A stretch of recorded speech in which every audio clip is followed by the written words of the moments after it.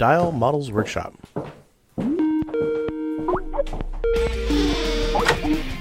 Hi, it's Yeji. And Clint.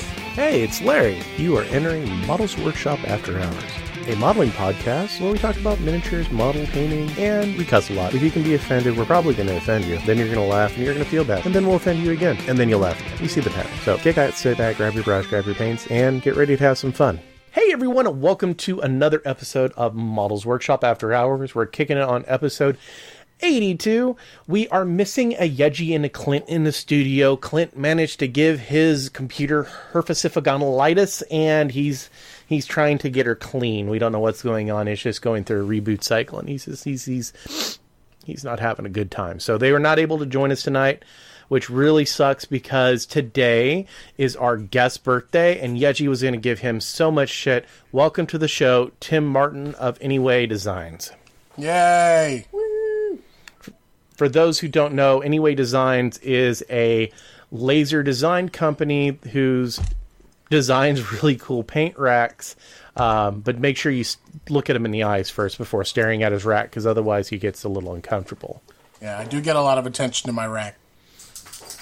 We also have on the show the ever famous, ever awesome, badass killer, James Wapple, a.k.a. Jim.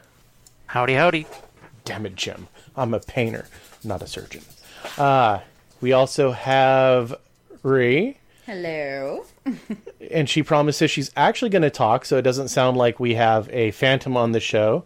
The cool thing is if Ree's audio track ever goes missing, it does not make a sense to the podcast, because most of the time all you hear from her is giggles. Pretty much. We also have Gildy on the show, but she just crashed a second ago, so she should be rejoining us in a moment. Her internet's going a little flaky, so tonight there must be sunspots or something, because it's all sorts of just craziness out there. But we have a great show, and she's back! Yay! Hi, Gildy. Hi, that was great. All right, so everyone who's listening to the show, we're recording on Friday, and Friday is Tim Martin's birthday. So if you're out there in listener land, blast him a message over on the NEWay Designs Facebook group and wish him a happy birthday. I'm old now. You're what, like 73? Yeah, totally. As much as you bitch, I wouldn't put it past you. That's a lot of birthday spankings. You know it. Baby. See, I promised you free sex, and here it is. You Come did. on, baby. Bend over. You did actually only promise me one sex, actually. So. Oh, then it's going to be hard, buddy. Oh. It's going to be a hard one. Like it. Oh, yeah. And you're going to like it. All right. So, man, 2 weeks since we last had a show. We had Turkey Day in between. And I got to say, the Thanksgiving weekend, okay, being a truck driver, I only get like 1, maybe 2 4-day weekends a year, and Thanksgiving is one of them. So it was really nice having 4 days off, and it was actually a really good 4 days. We had 2 Thanksgivings, so I felt like a hobbit, and I got fat, so the diet kind of went out the window a little bit. But we did a lot of stuff around the house and just had fun. So how was y'all's Thanksgiving? Mine was fabulous. I actually cooked my own turkey. I brined it.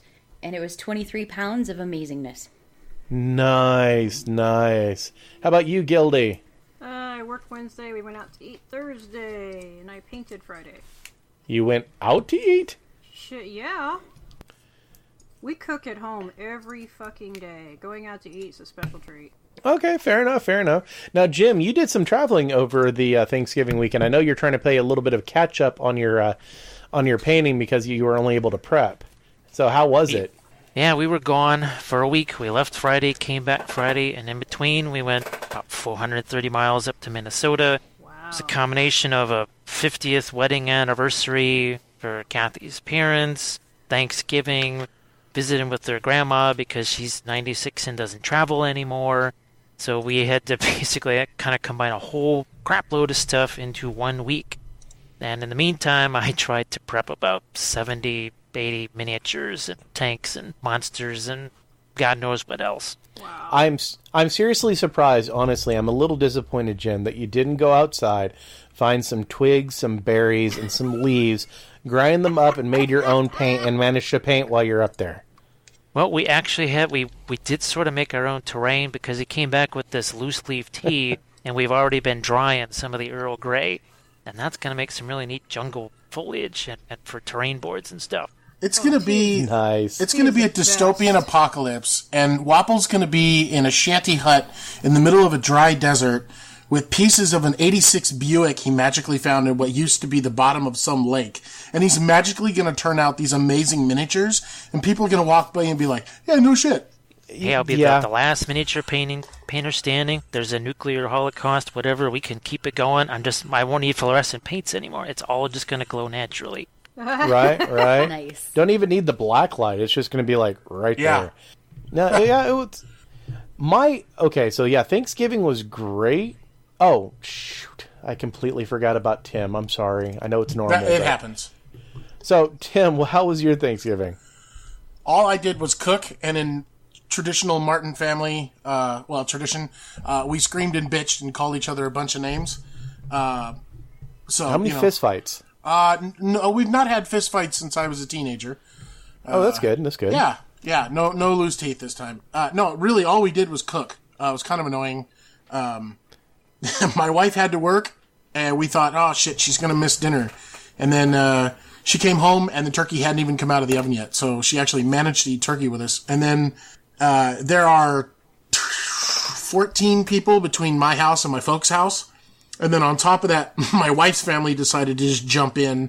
So we had like 26 people in my house, for dinner. Dang. That's nuts. It was, we ran out of chairs like real quick. Premium space chairs. It was, and my living room is like long, but not very deep, That's what she said. And then, I don't have like a proper couch in there. So there's like no place. People were literally just sitting on, end tables or, footstools, just whatever the hell they could find a place to put their butts. God.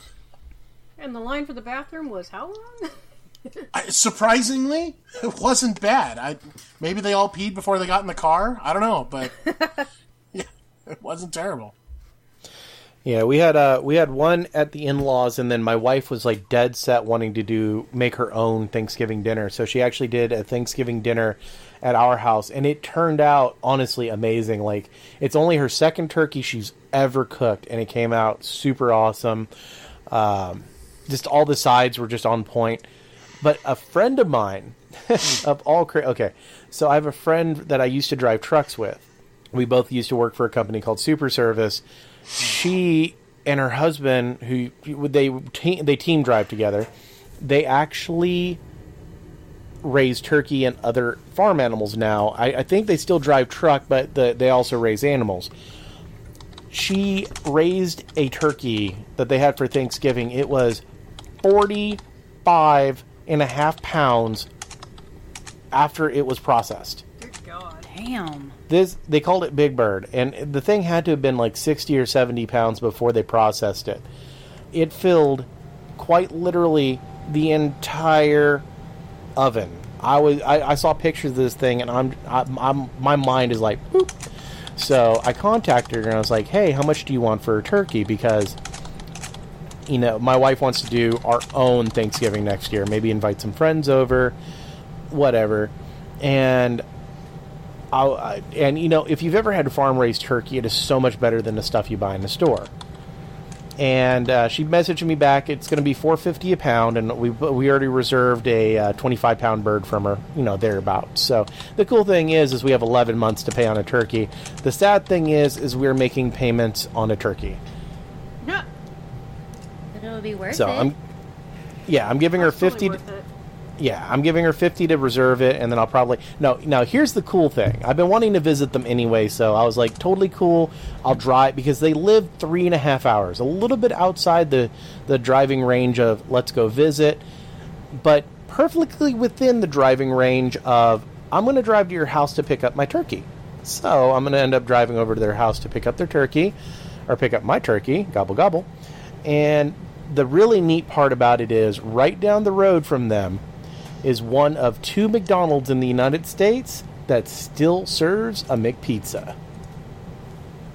Oh God, that sounds gross. What the hell is a McPizza? Yeah. It's a fucking pizza that McDonald's makes. What the hell do you think a McPizza is? Yeah, but It's people. Like I get that it's a pizza, but like what possible list is it like shitty dough with like Big Mac sauce and like ground up hamburgers on it or some shit? Like No, it's actually just a regular old pizza. It's just a standard normal old pizza. But back in the 70s, I think it was, McDonald's offered their franchise the ability to make pizzas too, to try to compete with Pizza Hut and Domino's and stuff. It didn't go over well, thus they stopped. But a few franchises still held on to it and still make them. And now there's 2 franchises in the United States that still makes the McPizza. It actually comes in a pizza box that says McDonald's. Oh, God. I'll bet that pisses corporate off. Why? Oh, just to have to like continually create like a box and packaging for a product that is almost non-supported corporately. They gotta love that contract. I think it's actually local that does it. I think they have to source their own, but they actually have a pizza oven in the entire 9 yards. I mean, it's logo on it. It's got to be approved by corporate somewhere. Well, yeah. You know what it takes to be approved by corporate, Tim? A fucking piece of paper with a copyright release that says, "Hey, you can print our image on a pizza box." That's all it takes. Yeah. Well, the high and mighty corporations that I've dealt with in the past, they wait to have their 17-mule lawyer team review those documents before they put anything out there.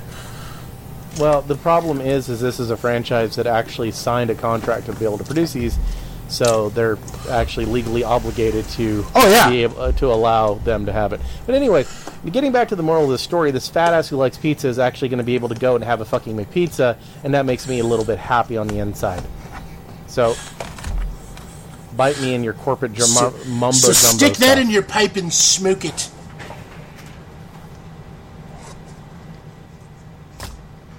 Stick it up your arse. No, but so that's kind of cool. So we're gonna make payments on our turkey, and then I would get to go down and actually have a McPizza. I've been wanting to make this road trip anyway, so it's kind of 2 birds, 1 stone, and I get to see my friend. So it's going to be a really awesome trip. Now I just have to wait another year to be able to do it. Terrible pun.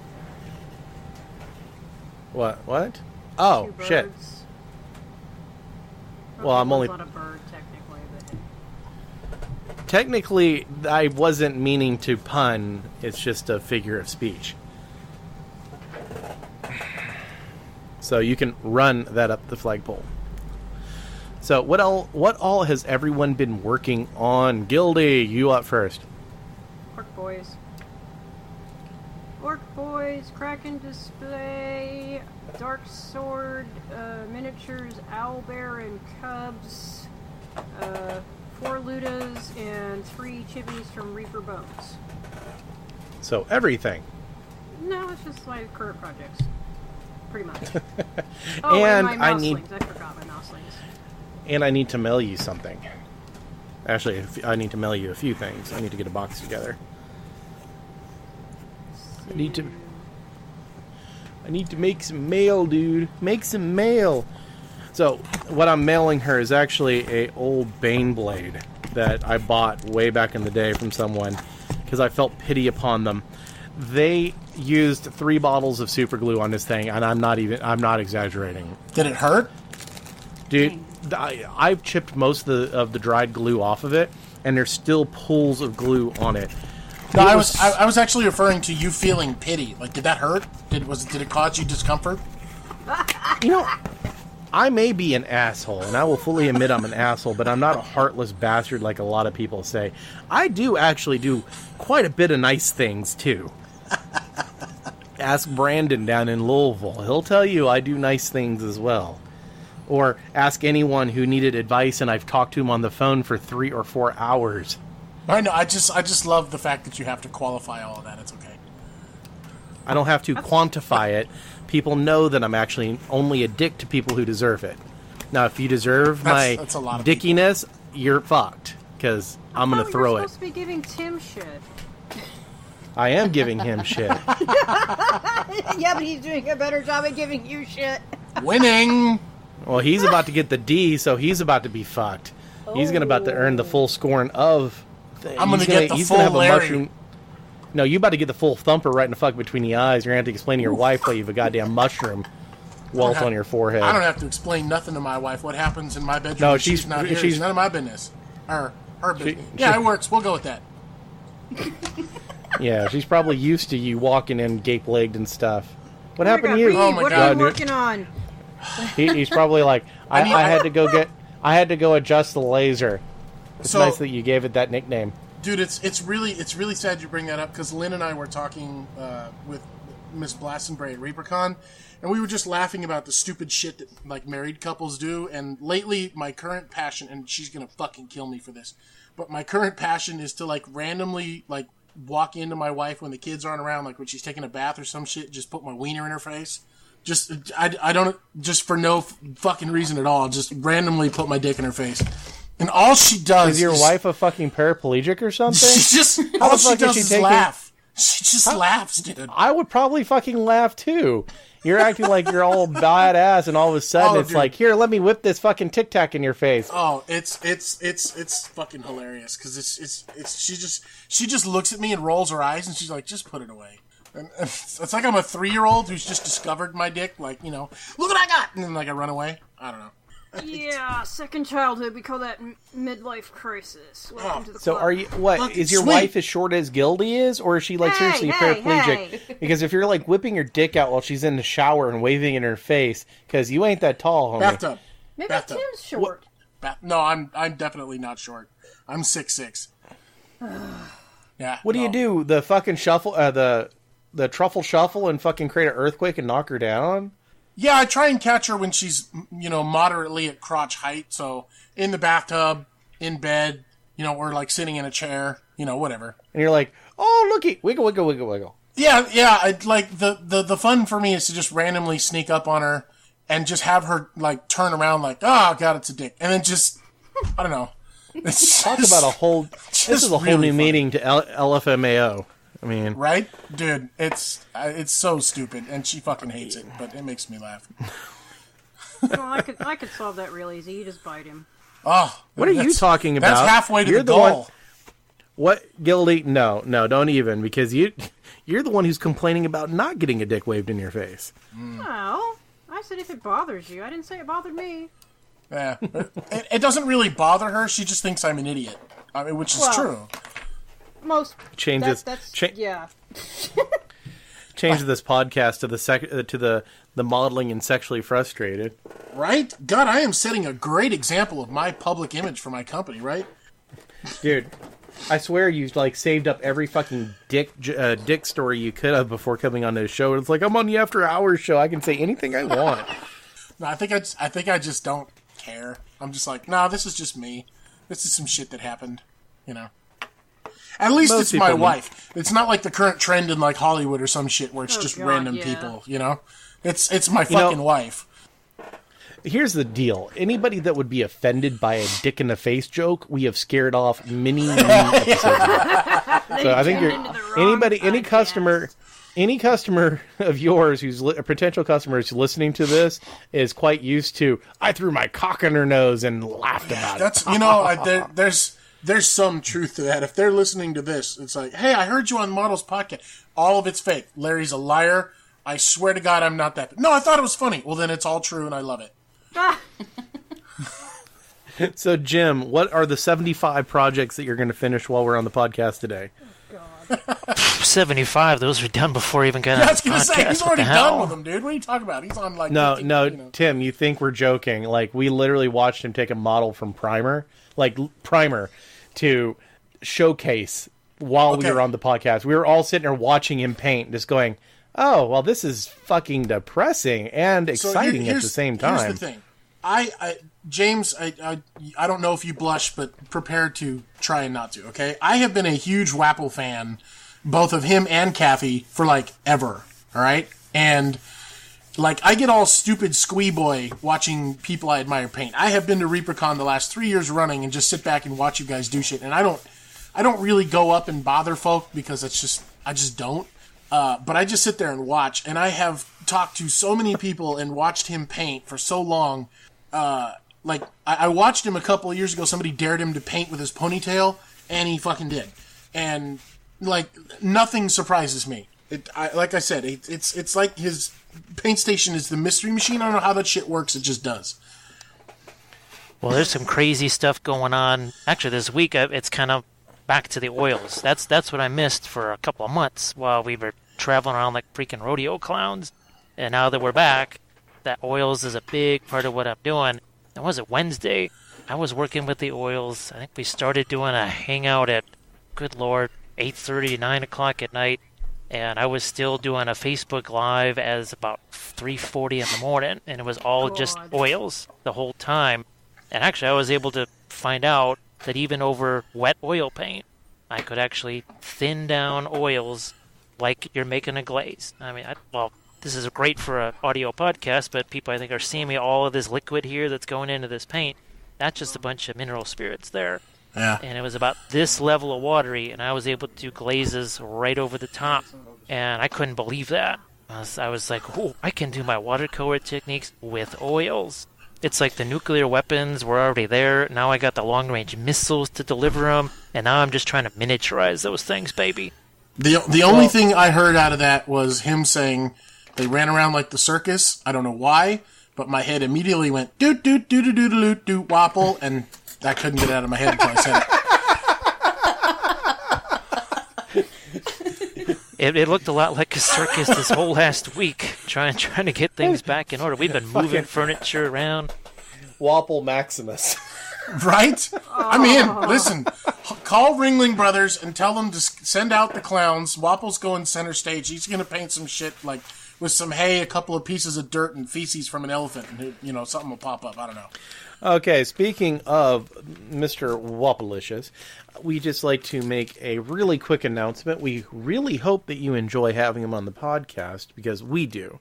And we liked him so much that we actually offered for him to come on the podcast as a regular guest host, meaning pretty much any time that he is available and we are recording, you will hear the magnificent Wapple. But yeah, so he is going to be joining the podcast as a regular feature on the show, so you'll be hearing a lot more from him. We're totally stoked about it. We've been holding off. Right, we've been holding off till I've told a few people, but this is the first official announcement. So awesome! Tell your friend that there will actually be painting content now, because Jim, I mean, he keeps us in check a little bit sometimes, maybe, kind of, not really, but he still talks a lot about painting. Well, painting in the nude also. Yes, right, and that's another reason we can't have a video podcast, because all he's wearing is socks, and they happen to be on his wrist. Speaking of certain members in the face, I was painting these naked guy figures in a magnifier light, so their little tiny hoo-hoos were staring me in the face for hours at a time. They're like, touch me with that paint. Paint me, daddy. Paint me. I have some of those Bronze Age figures. Get me with that. Get me with the white paint. Oh, It's like the only thing I could find. He was really looking for the art coat. Where did you find those at? Because there's a lot of painters out there that are clamoring for nude or semi-nude males. Like, and I get where they're coming from. Not my thing, but that's cool. But I definitely get where they're coming from, because there's like no male pinups anywhere. So what models were they? Aren't. Well, these are not exactly pinups. They're some kind of like Celtic warpstone guys. So they're kind of hideously long torsos, super ugly faces, but giant dangleberries. And they're just kind of naked without clothes. Actually, Mears Miniatures, most of their critters, like this guy right here. See, you got some Tom and Jerry's on this guy right here. And I've noticed that, like big giant octopus man, who also apparently has a squid. Does he have a large octopus? Does he have a large coctopus? yeah. Keep going with it. Well, considering the base of it was the size of a DVD, it was sizable. Whoa, wow. That was a Caucasaurus Rex. I made the mistake right now, because I know there's this rumor, and I've seen these, that I don't know which company it was. I have a suspicion, but I have seen a miniature penis mold, like on sprue, of like 8 different like penises on a sprue. And I was just like, I forgot what company made that because somebody showed it to me. And I made the mistake of this conversation of going to Google and typing in penis miniature. Fuck, don't do that. Is that more of a penature? No, these were actually like somebody sculpted a bunch of different junks in various different stages of enlargement. And then it was just if you wanted to add junk to your pieces, here was a sprue for it. I have a thought on if I remember who it was, but I don't want to say the company in case I get it wrong because, you never know whose feelings could get hurt. You're afraid that you're going to hurt? Okay, I'm going to break this one down. You think that it's a certain company, which already means that they probably sculpt questionable things to begin with, and you're afraid of hurting their feelings about it. Only if he's wrong. Yeah, if I'm wrong and somebody goes, we didn't do that, how dare you? Blah. I don't want to get into all that. But that you already had it in your mind that they do questionable things to begin with. So, I don't know. That just means that there's absolutely nothing wrong with sculpting miniature penises. Agreed. If that's your thing, there's not. Go for it. How is that questionable? That's like people sculpting boobs on Space Marines. Big one. All right, fine. I believe this was an old Reaper miniature that somebody did like as a gag many years ago, and it's one of those things where I don't think it was ever something for sale. I think it was just something they did in-house because there are miniatures Reaper has that they have molds for that are literally under lock and key that they did make that are rumored to exist. Some of them I have seen in person and they exist, but on a corporate level they'll tell you no. Because they never sold any, they never produced them, yada yada yada. Well, no, that's not entirely true. There are plenty of nudes in the Reaper range, and I can tell you for a fact that Sophie doesn't shave. True. I know it's true. I have seen the nude Sophie model. It used to be commercially available before they became family friendly. Right, and that's the thing. I've seen one of these sprues of penises. I just don't, I can't say for certain it was theirs, but I remember somebody showing it to me like, hey, check this out. You ever seen one of these before? And I'm like, well, nope. To be fair, Reaper also has like 1,000 different, as of like right now, like 1,000 different sculptors who've sculpted stuff for them. So it might have been one of the Reaper sculptors or someone who does stuff for Reaper, but it might not have been a Reaper project. It could have been like an employee just, because Reaper lets employees use the casting materials from time to time for their own personal projects, which is pretty cool. It could have just been somebody doing it, for their own enjoyment or whatever, I've still seen it. I know it exists. Okay, now speaking of Reaper, before I forget this, big news actually coming from the entire Reaper staple and some other stuff. Reaper Brian S., I am not going to slaughter his last name, who was the creative or the projects manager for Reaper forever. He's been working there for a hot minute. Has left the company. Now, normally this would be sad news because we're losing an industry person who's like a staple in the industry, but it's actually really good news because he is now currently as of whenever you're listening to the podcast, he will officially have been taking the job. But tomorrow is his official hire date on the 2nd. He is taking over as the Chief Operations Officer for Secret Weapon Miniatures. Yeah. Which means, and that doesn't mean that anything's happened to Justin. He's still the owner of Secret Weapon. He's actually sliding over to be the chief, the chief creative officer. Yeah, see, the same still, the CCO, which is totally made up, which is totally fine. But that also means now... Hi, Thomas Tim? Huh? You have a train in your background. Yes, we have trains. Yeah, so do we. The entire Hi, Thomas thing. I guess Thomas... You fucking cheating bastard. What the hell are you doing over there? I thought we had a thing, Thomas. I thought we had a thing with Tim. Tim? I don't think mine's Thomas. He's not that cool because he blows that motherfucker like at 3 a.m. That guy doesn't give a shit. Oh, Thomas does too. Thomas can be a bit of a dick. There's What's episodes worse we were recording at 3 a.m. and you could still hear Thomas. Oh yeah, mine's 2 miles away. Wow. Yeah, mine isn't. Like, one day, okay, so someone messaged us, and you're like, how close is that fucking train to your house? So I actually took a video from my old studio's office, looking at the train line, which was like a block and a half down the road as the train's going by. They're like, oh, that explains why we can hear it so clearly on the podcast. Yep. Yeah. Oh, yeah. Yeah, and my bedroom window, because the computer I'm recording from is it's in my bedroom, and it's next to my window, and that faces the train tracks. Right. I don't exactly know. Getting back to the hobby news, that means that all this cool shit that you see. Okay, so Secret Weapons, like almost every project you see come out of Secret Weapons is the brainchild of Justin, Mr. Justin. The problem is, and the reason in recent history why the releases have kind of slowed down, because he was bumping stuff out, boom, boom, boom, and then it slowed down. And the reason it slowed down, honestly, is he got popular.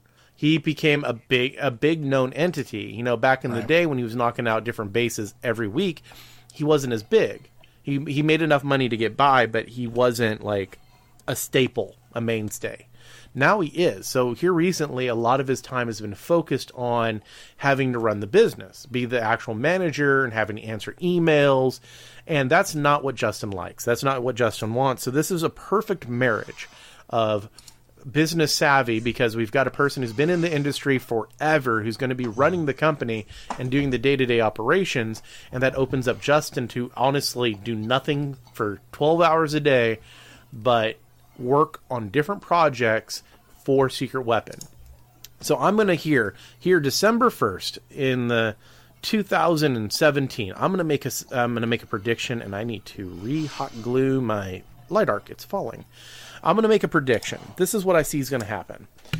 Tomorrow, Brian is going to take over. There's going to be about a 1 month transitional period, and in January, he's really going to be taking over, and that's the time that Justin is going to be able to start working on projects. What I see is by the end of 2018, there's going to be a massive flood of... What are you doing, Tim? I'm sorry. I'm working in the middle of the whole thing. It's what I do. What are you working? The fucking Tin Man? Are you spanking? You're like, hey, boy. It's my keyboard. I'm working on a design. It's just, it's clickety clackety. Loud. Stop. It's very clickety clackety. All right, I'll stop clickety clacking.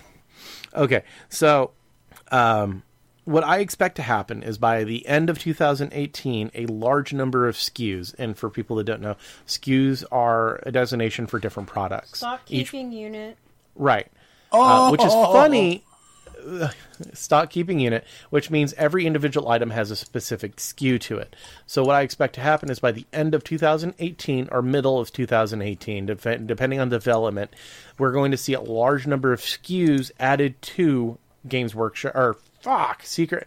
I'm just thinking that they're going to be bigger than everyone. That's why I keep naming them. There's going to be a large number of SKUs added to Secret Weapons website for sale. And I expect, this is what I expect, multiple baselines. I expect more weathering paints. I expect the Series 3 weathering paints. And I would not be too surprised if their tiles, their little tile system that they did, gets an expansion added to them too. I don't think that part will happen. They had problems with I can't remember the whole story, so don't quote me, but it was something to do with their molds not being released. If it's what I'm thinking the story is, basically I believe the Chinese company was holding their molds hostage, but I think that they've been released since then. Oh, okay. I haven't heard that they were. Yeah. They're still selling a lot of them on the site, so they must have still have an overstock. No, I think they finally were able to get the molds for those things released. They probably won't go with the same company, but there's stories about how those companies go about anyways. Basically, they start up for a single Kickstarter, and then at the end of the Kickstarter, they kind of fold and go away. Ugh. And then when a new Kickstarter, it's weird. It's, I guess, how some of the Chinese companies do it. I don't know. But yeah. So I see big things happening with Secret Weapons this coming year. So we talked. Tim, what projects are you not currently working on, but have been working on? What ones aren't you working? You talk like just hobby wise. Actually, my wife and I are in the process of building a new, like I guess you could call it a studio, paint studio, craft room again. Oh, nice. Yeah, but we kind of like the last time I did it, I just threw whatever like plastic shit garage shelves I had in there and just tubs of whatever my hobby stuff was and, you know, leftover tables, and it just looked really bad and I had no room. So we're taking our time, you know, kind of investing in the house a little bit, doing a little bit of remodeling, putting in nice looking shelves that are, you know, of decent quality and consistency that don't detract from the house. So, I kind of take offense to that plastic garage shelf comment, because that's what I have in my studio, and that's what almost everybody does, because that's what we do as hobbyists. I just, mine is in the living room. It's in the very front of my house. So if I have any guests over, because I run my own business, I have to present some type of positive public image, even if they're in my home. And B, because I do a lot of like hobby hangout stuff, when I'm on camera, I don't want my hobby space looking like shit. I sell organizers, for Christ's sake. I might actually want to look organized. I'd like to say my stuff looks incredibly organized, and I have plastic garage shelves in my studio. I will send you a photo of how bad mine looked, because all of the shelves were mismatched in different colors and of different sizes, and the totes were neon colored. It looked really bad. You know, it's not a dig on it's not a dig on how everybody does it. It's a dig on how I did it, and it looked really bad. I'm just saying that Adam Savage, who's a notorious storage person, like how well people are organized, retweeted my shelf layout. He liked it, but it's fine. I guess it's not good enough for you, Tim. It ain't my space. So it sounds like you're basically moving from early college to actually married, responsible adult level. Yeah, it only took me 14 years. Yeah, there you go. Wow, so much hate for the shelving units. At least I can find my stuff. It's not the shelving units that were the problem. Like I said, it's just how I had everything in there that just like personally drove me insane. The room is 12 feet wide. And because of these bins and everything were like 24 inches deep on either side, and when I put my desk and my chair in there, the walk space got down to like, was that 7 feet? Which sounds like a lot, but then shit would get on the floor and I can't walk anywhere. So, you know, it was a terrible nightmare. Tim, I'm just busting your balls. I know, but I'm just saying, like, it bugs the shit out of me, and I wanted to fix it, so that's what I've been working on. Never would have guessed that.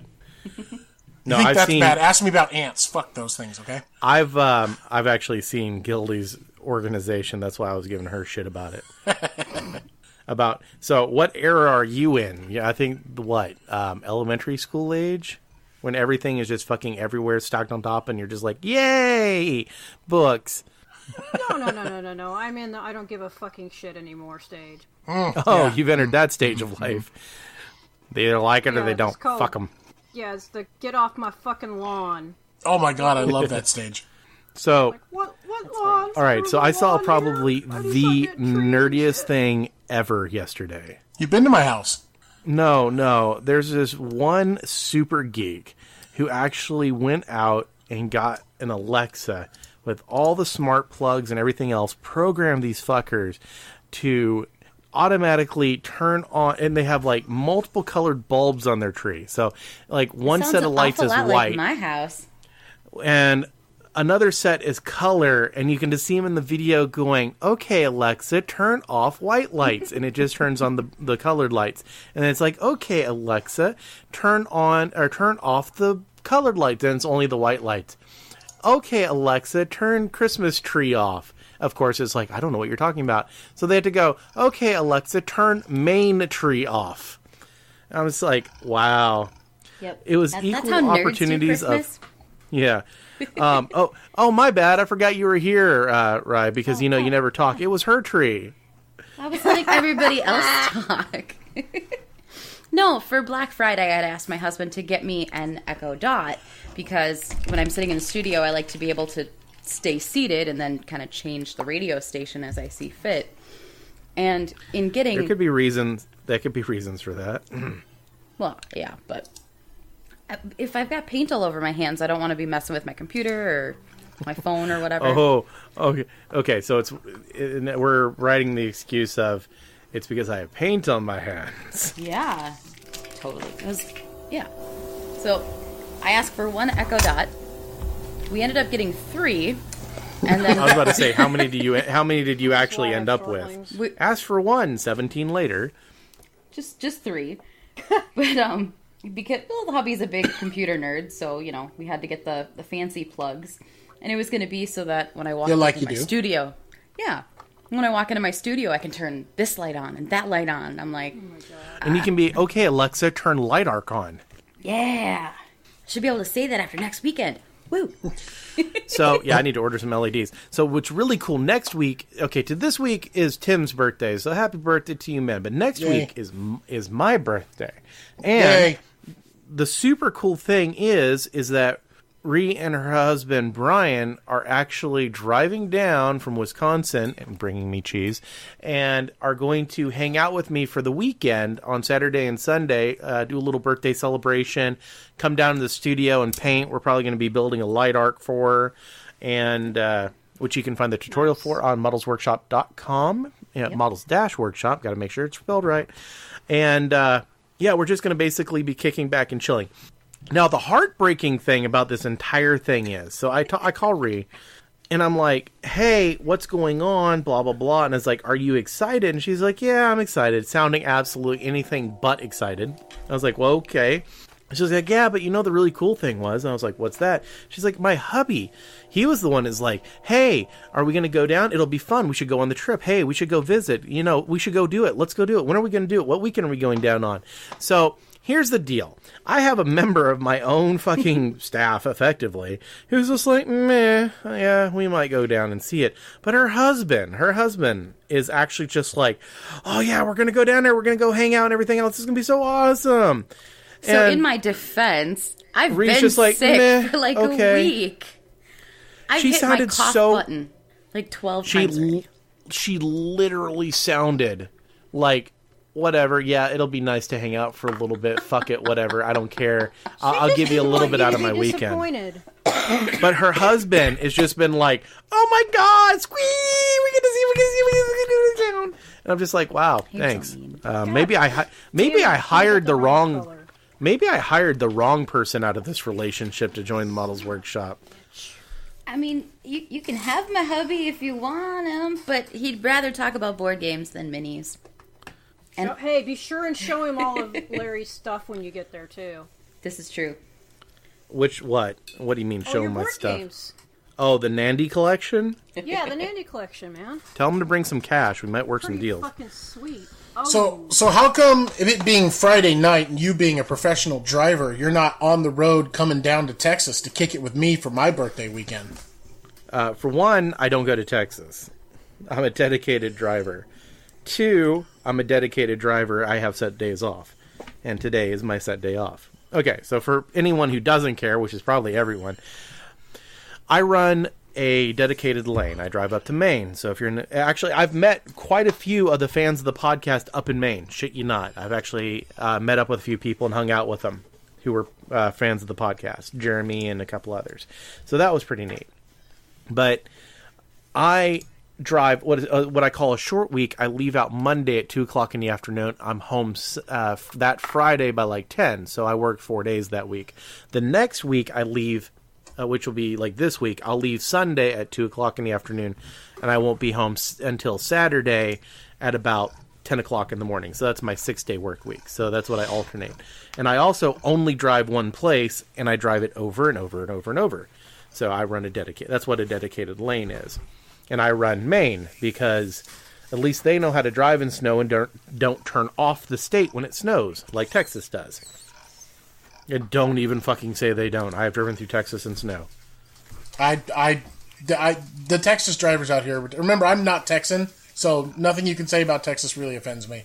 But no, the really fucked up part was I made all these friends who live in Texas after I left the route where I ran to Texas every week. I used to work for San Antonio, Texas Toyota, and I used to drive to San Antonio 2-3 times a week. Yeah, I used to drive through right Austin. By my house. Yeah, I used to drive through Austin all the time. All the time. So, yeah, and I made friends with Tim after I left that route, so I was like, well, fuck. Just like all the people from, damn, what is their company name? The people who make Paint Rack. They all... Paint Rack? Or one of... No, it's a... No, I know. Courageous Octopus. I should know. I have one of their t-shirts hanging up. Them and Red Republic Games. Red Republic's also out of Austin. Yeah, no, one of them lives in Austin, dude. One of the people who developed Paint Rack lives in Austin. I know. We've talked about having lunch together. That's the advantage of living close. Fuck off. But yeah, so I met all these friends after I left. The only person that I knew from Texas when I was still on my run was Lynn, and she lives on a side of Dallas that I don't ever go towards. So we never were able to meet up for like lunch or anything. Yeah. Which made she me actually sad. lives really close to that same spot now. It's only a couple of miles down the road from that, where her new place is. I don't know where her old place was because I never drove through there. I used to drive past the reservoir.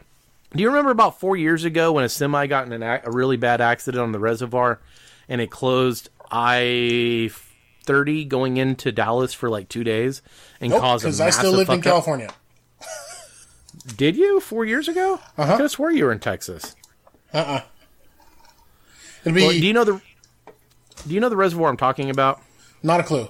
The big, huge reservoir on the east side of Dallas, northeast side of Dallas. I'm going to say no. We ended up on that by accident, trying to get back from ReaperCon. We drove over that giant reservoir thing.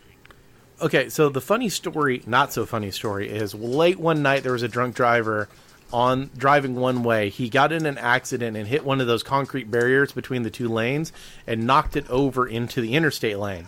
Well, those concrete barriers are gray, and so is the road. And it also happened that reservoir gets super foggy at night because it's a big body of water, and it gets hot and it cools off, and so it gets really cloudy and shit. One of my company's trucks, a friend of mine, was driving down the road, didn't see the T-wall barrier in the road because, foggy, it's gray, the asphalt's gray, kind of all blended in, and there was a whole bunch of police cars on the other side, so it's foggy and there's blue lights everywhere, strobing, so he's like, okay, accident on the other side, whatever, and no one had noticed that the car had knocked a barrier into the lane.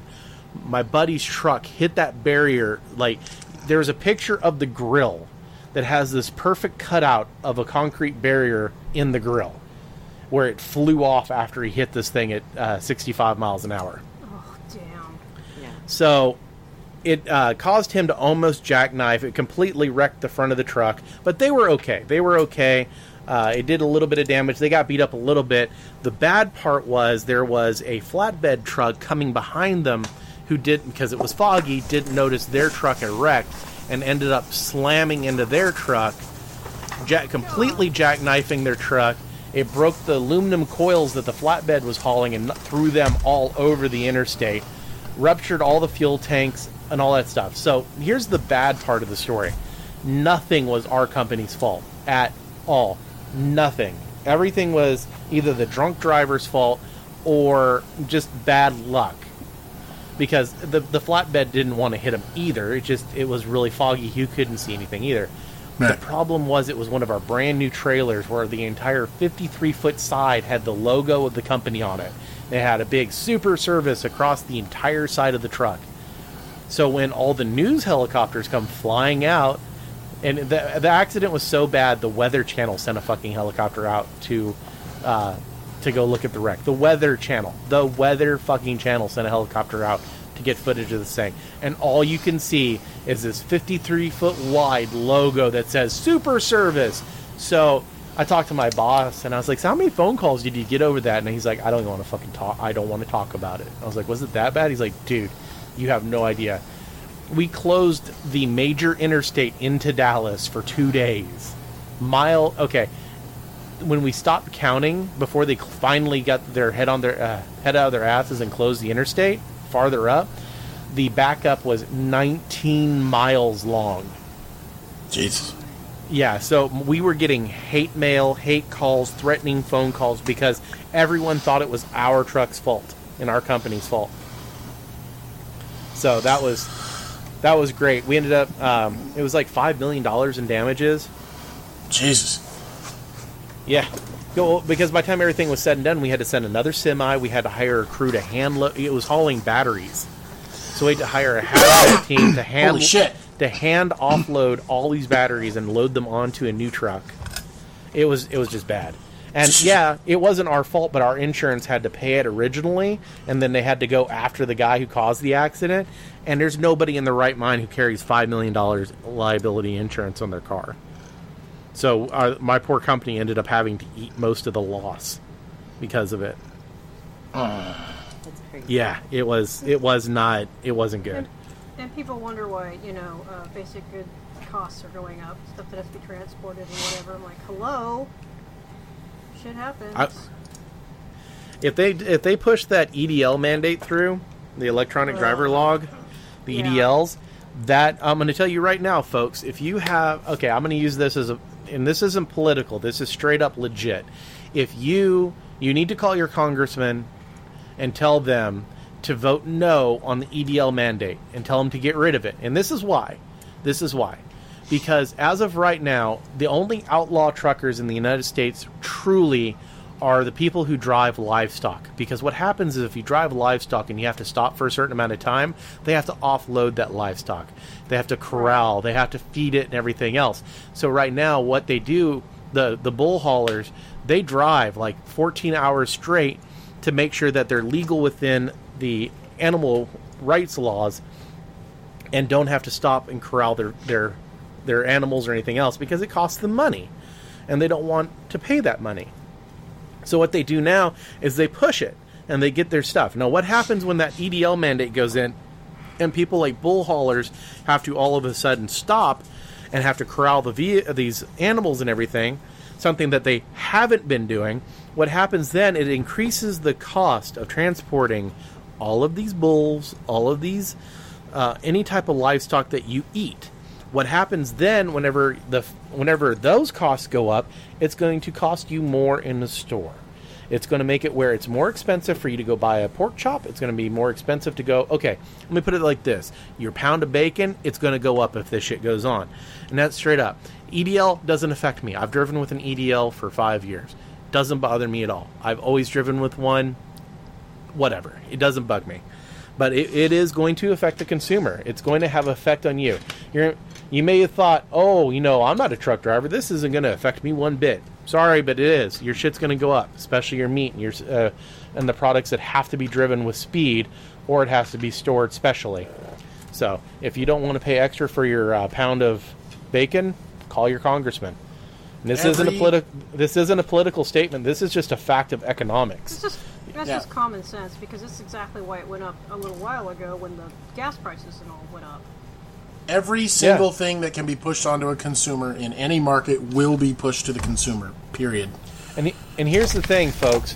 Even if something happens later on and like fuel goes down or EDL is voted away, once they raise that price, they're not going to lower it, or it's not going to lower it back to the rates they were, because they're going to use that extra buffer for profiteering. So what you need to do is you need to stop it from going up in the first place. And the way you're going to do that is by calling them and telling them to get rid of the EDL mandate. Like I said, this is economics. This is not political, folks. It doesn't affect me, even though I am a driver, but I do have friends that haul bulls, and they've told me what it's going to be like. Also, not only on top of that, but you're going to have trucking companies like Swift, oh boy, who will be driving bulls, because a lot of the people who drive livestock now have said that they're going to quit if this EDL mandate goes through. Oh, man. Yeah, it really sucks. So, before I grandstand a little bit more and get on my soapbox, what have you been doing hobby-wise other than trees and, dissing your semi-boss?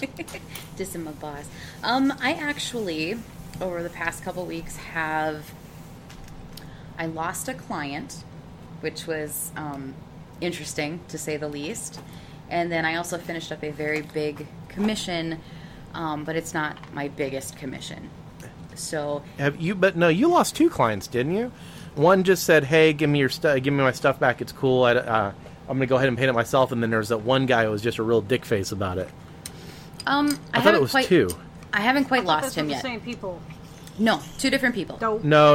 It was 2 different people, because one of them, she's like, oh, no, he's being cool about it. It's all good. And the other one's like, I'm about to give you this dude's email address because he's starting to piss me off. Yeah. Yeah. So there was one Larry didn't need to talk to because he's being nice. And there was one that Larry needed to go talk to because she was about to shit a brick. Yeah, it was just not pretty, because the thing of it is, and this is something I've unfortunately had to learn through trial and error, is the whole commission was a handshake job, because it started, before I understood what it meant to do a commission.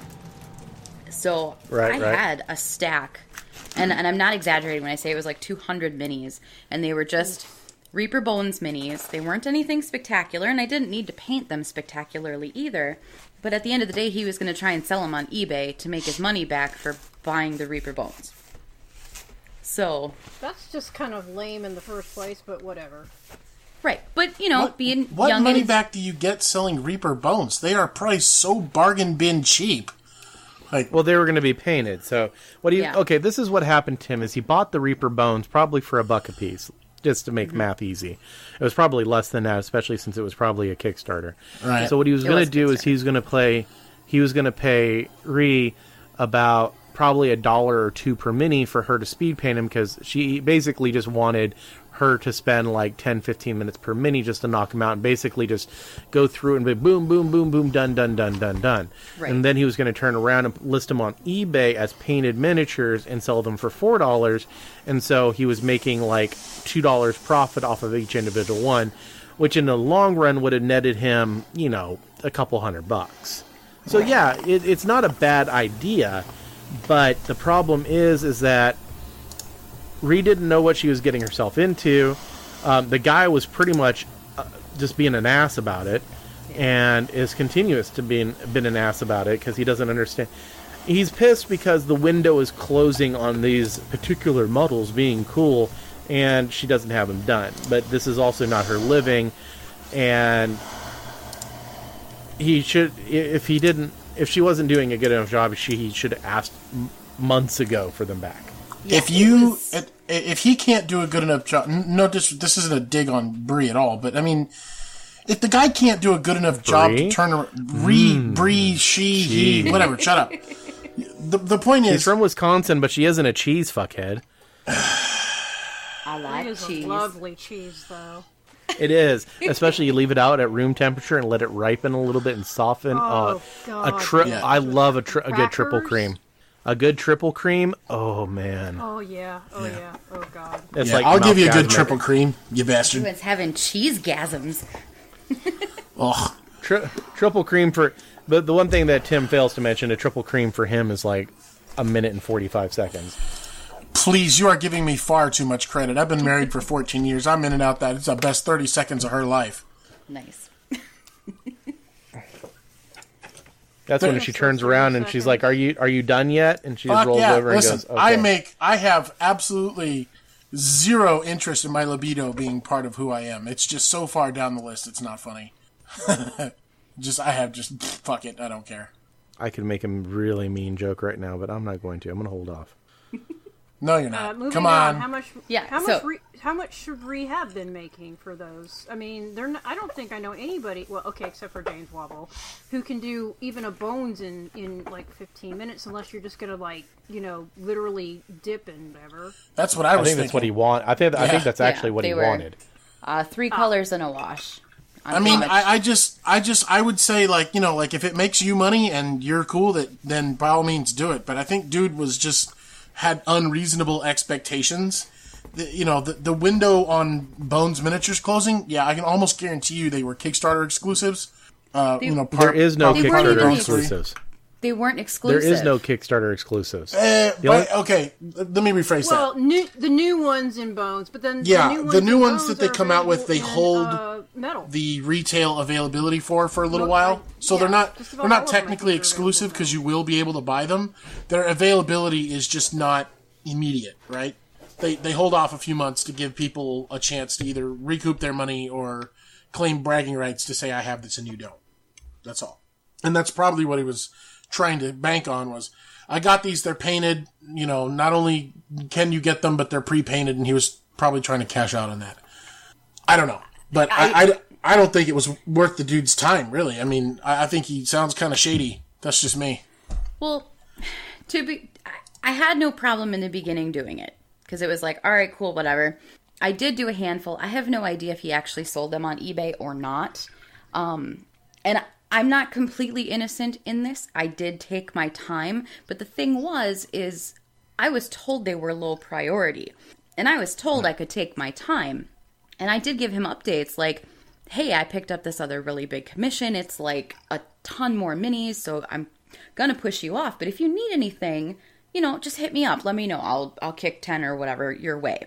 Because they weren't for a game. They weren't for anything in particular. He didn't talk to me for like 6 months. So, whatever. Nothing was happening with them. And then out of the blue is when he's like, I need my minis back. You're taking too long. Ugh. Yeah, that's bullshit.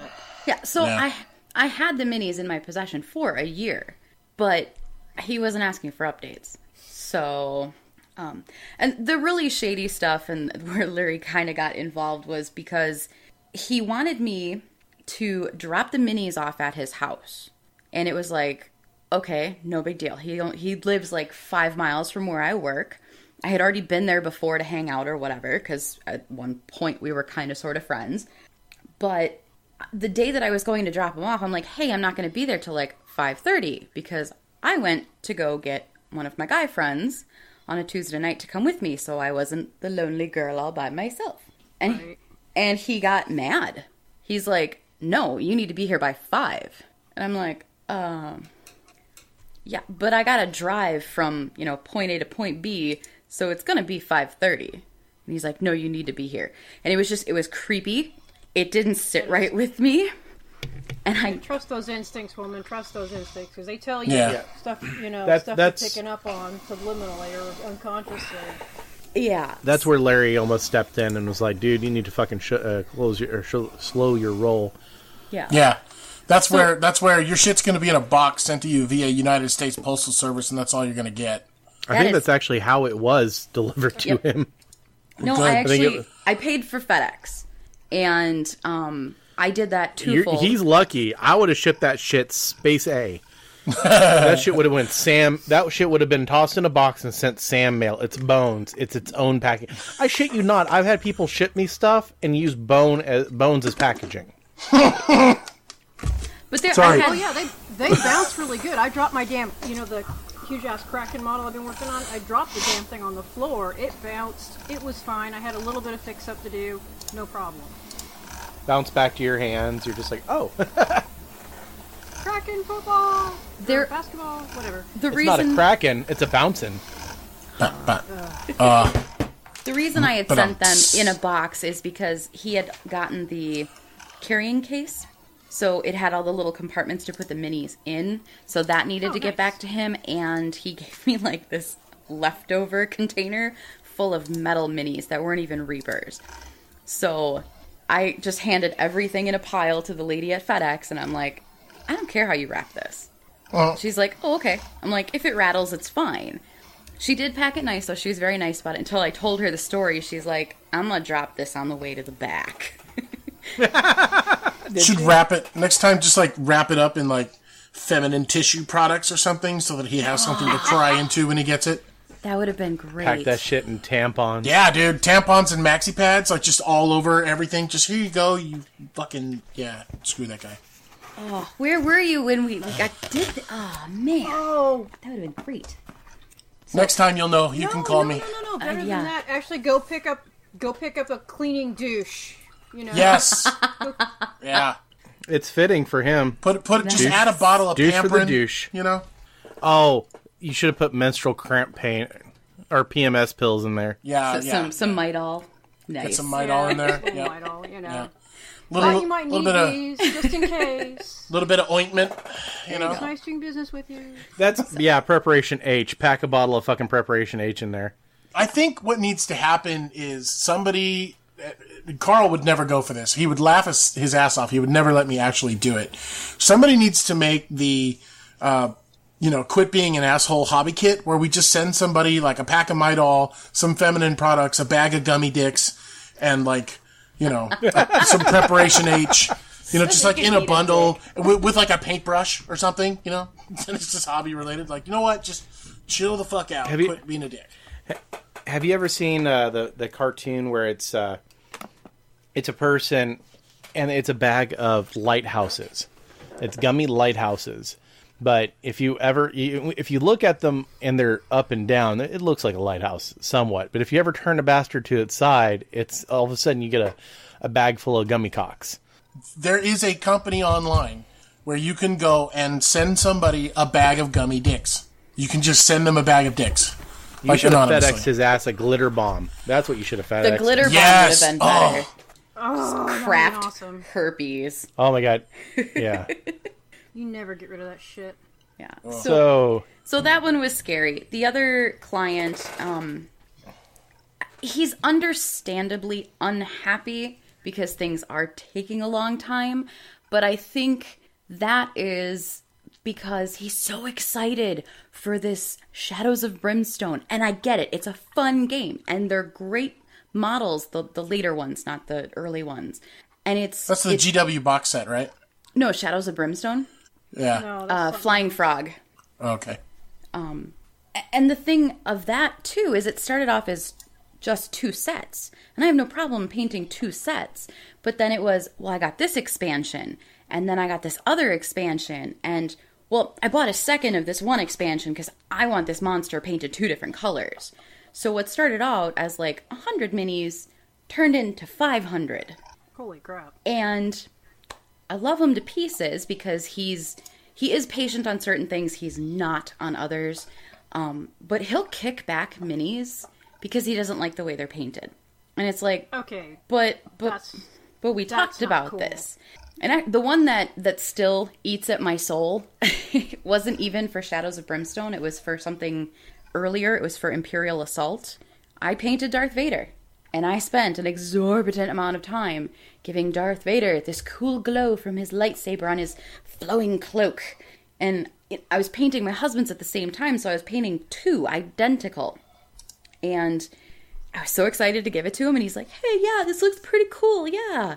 The next day, I get a Facebook message, hey, can you paint this cape black? I'm like, why? Well, I was talking with my son, and my son had said that the lightsaber, when reflecting against black, wouldn't actually give you that glowing effect, because black is the absence of light.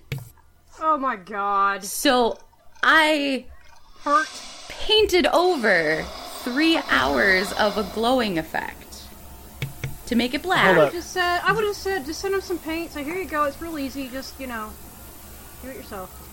You know what I would have done? I would have sorry for the buzzing. I turned on my ultrasonic for a second. Okay, you know what I would have done? I'd have taken a piece of black cloth over to his house with a flashlight, looked at him, held up the flashlight, pointed it at the black cloth, turned the motherfucker on, turned it off, flipped him off, turned around and walked away. Well, but this was before I knew anybody. And, it was before I had my bulldog Larry, because really, if that would have happened now, I would have already talked with you guys, like, what the fuck should I do? Like, and I think I have Tell balls him that he's now. a freaking idiot? Yeah. And doesn't know what he's talking about. Well, and you unfortunately, you've learned from experience, which hopefully will do you in better stead down the road, though. And that's the thing, too. Like, I can write about this shit, so people can live vicariously through me and not do that. Because it's not fun. And that's something that I had been struggling with for months, is like, none of this shit's fun. This is why I don't do commissions, ever. I just won't do it. I am done doing commissions. Like, as soon as I wrap up with my clients, I'm done. He's already asked. Oh, no. Well, but it doesn't mean I'm going to stop painting. It just means I'm not going to paint for other people. I want to paint for myself. Because I'm not... I get that. If I'm not enjoying what I'm doing, like, if I don't like the model and I'm just staring at it going, it's just another fucking tentacle monster, what the hell? Yeah. Like, I'm not going to paint it well. So... the painting's not stopping. It's just I want to do my own thing until I'm more established. That makes sense. Plus, you're not, like, Yeah, I understand that because I sat here painting 100 frickin' Necron warriors that my son didn't even end up playing much because he decided he suddenly wanted to have a different army and blah blah blah. But it was no fun painting. No fun at all. Yeah. For me, they started out as fun, but they're the same models again and again. You know, insert generic body with some kind of weird tentacle growing out the side. Do it 50 times in different colors. Yeah, I got a local guy here that I did like a bunch of custom work for several times, and he always pays. He pays well. He pays on time. He's just really needy, and he felt the need to like be in my house all the time. Every time I was working on something, which I get, and to be fair, he's actually very pleasant, right? He's not rude or indignant in any way. But he kind of dragged all of the love of doing custom work for me, like, right out the window. Because he's very specific on what he wants, and he wants it, like right now, immediately. In one session, we were in my garage for 6.5 hours straight. That's crazy. And I was like, dude, let me take some measurements, let me do some designs, let me do some test cuts, you know, because this shit's, you know, it's not simple, you know? A lot of it's exacting work, and you know, it's a lot of trial and error. And he goes, okay, I'll wait. Oh, God. You know? Yeah. And, like I said, he's a nice guy. Other than it wasn't him that was the problem. It was just that kind of work didn't work for me, you know? Yeah. I need to be able to, you know, do my magic, if you will, work on a thing and then take a break for a minute so I can just, like, you know, refocus my energies, you know? Yeah, I would never want somebody standing over me doing that. That wouldn't work for me. It was, you know, I mean, like I said, it kind of, my laser left my garage, and that kind of freed me from that responsibility. I don't have the laser anymore. Sorry, man, I can't do that type of work. So I kind of had like a really good, easy scapegoat at that point, you know? Yeah. Yeah. But at the same time, you know, every now and then I do like a challenge of doing like custom work, you know, or like something new and something different. Like he had me, there is this company that makes, quote unquote, Gothic building scenery for 28mm scale, and they're all, plastic. I don't know what company it is, but they make basically 40K compatible, building Pegasus? sets. Yeah. I don't know who it is. Pegasus. Is it actually really nice Gothic looking buildings? I'm gonna try and look it up. You know, but forgive the, you know, the clickety clackety. I'm pretty sure it's Pegasus. It might be. Because Pegasus makes Gothic 28mm scale stuff out of plastic. Has been for years. Yes, it is. It is Pegasus plastic. That's the stuff, right? Okay, so what he had me build for that is the 40K rules at the time, and I don't remember. I think this may have been 8th or whatever. It doesn't matter. It was the total line of sight blocking thing where technically if the window was open or could be seen through, then you had a shot. So what he had me do 7th or 6th edition, I believe. I think it was 7th, right? Because 8th doesn't really do that crap. But you know, well, 8th is the current edition. It is right now. Yeah, I don't remember. Yeah. I don't because I haven't played 8th. Launched in July. Yeah, I bought it. I haven't played it. I haven't played anything since 4th ed. I own every damn rulebook since then. I haven't played since 4th. Anyway, the point is, he brought over these Pegasus things, and he says, I want shutters to go inside these wall sections to cover the windows so they stop line of sight. And I was like, okay, well, I mean, how do you want to do that? Because the easy thing to do would be make a plate that just, you know, you stick a plate to the back of it and you just wall it off, right? I have this feeling that that's not what he wanted. No. They wanted to be working, right? What I ended up making, and he wanted real shutters. He wanted individually precision cut wooden inserts that go into every individual section of window that hold themselves into place. So they had to be able to be removable and have enough friction to be put back on and be held in place by themselves.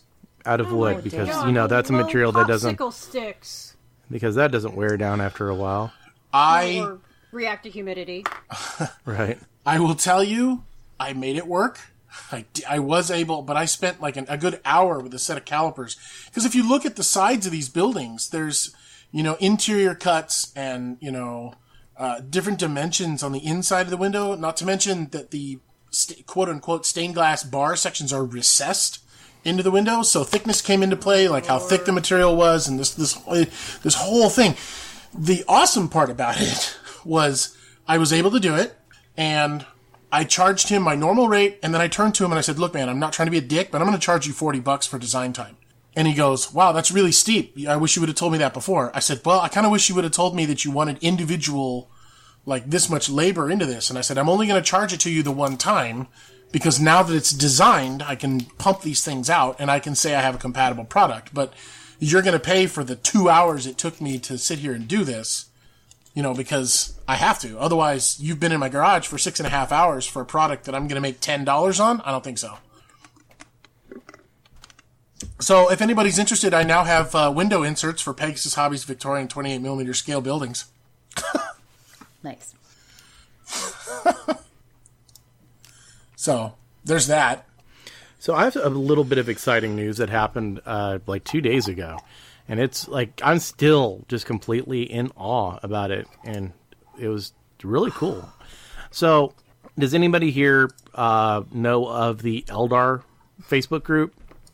No. No. It's one of the largest it's the largest Eldar group on the internet, or on Facebook, and it's one of the largest faction groups on Facebook as well. It's got 6,700 members, so it's so it's not super huge, but it's not small either. Well, a couple of the old-time admins retired, and they were like, hey, who's interested in being a mod or an admin for the group? And me was like, I was just sitting there, I was like, if you need, this is exactly what I posted. God dang, you have a lot of trains going through your place. There's no train right now? Thomases are a bunch of dicks. Telling you. So, yeah. I have headphones in, so I can barely hear them, but yeah, I can hear them now. Yeah, we can hear him quite clearly. It's actually, I'm watching your mic activate from it. No. So I was, I just posted simply, and this is my mindset. I'm on all the time with Models Workshop, so, helping out wouldn't be a big deal. I was like, hey guys, if you need any help, I'm willing. And I was like one of hundreds and hundreds of posts. I may be exaggerating that, but there was a lot of posts. And I was just like, hey, I didn't think anything of it. And like, just a couple hours later, they're like, hey, we talked it over. You're the best choice for this.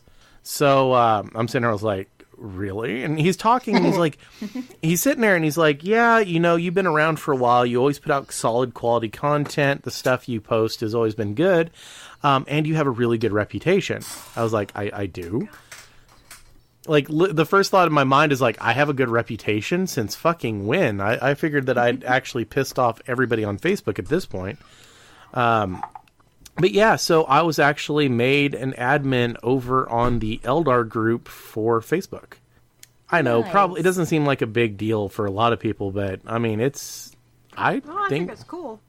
it was very surprising. I'm still kind of awestruck over it because I'm really filling in for like Nigel Bartlett, which is one of the OGs for Eldar, and he ended up having to step down for a while, and dude, his shoes are not going to be easy to fill.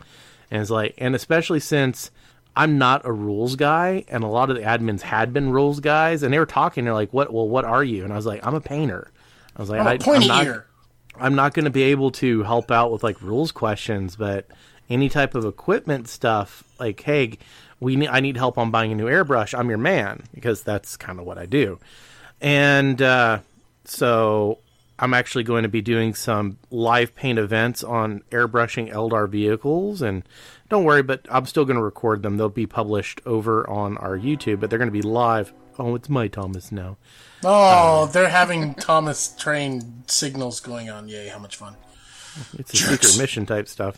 Right? But so one. Yeah, that happened this week, and it was really cool because like 3 minutes before I got the message from Sebastian about me being made an admin, I went and looked on the Forge World website, and one of my models had actually been posted on Forge World in their Paint Forge World section. So there's like my Cobra in all its splendor, just going, hi, and I was like, I saw that and I was like, oh, this is cool. And then like 3 minutes later, Sebastian goes, hey, we picked you to be the admin for the group. And I'm just like, wow, today's a good Eldar day.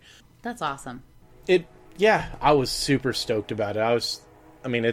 It's an honor. It really is. It's going to be some work, but it's an honor because like I said, there's a lot of people that it's going to be tough filling in for some of these guys because these are the OGs in the world of Eldar. So aren't the Eldar OGs to begin with? He says. Well, yeah. Hey, so Jim, what's going on? You're being very quiet today. Well, I monopolize the whole thing, so I figured, we gotta let other people talk about their stuff, especially, she wasn't even on when I did my first little deal a couple weeks back, right, where we were down 1 or 2 bodies, weren't we? Yeah, Rye, I think, was like, I had to go and help out with the Magic the Gathering thing because I don't like you guys anymore, so I'm just going to go and do my own thing. I totally said that. No, I was there for Jim's first one. Not the second one, though. No, she was that's right. quiet because she was drinking. That, too. Yeah, she was actually there. She was just half drunk because she was having a bad day. No, last podcast actually was like me...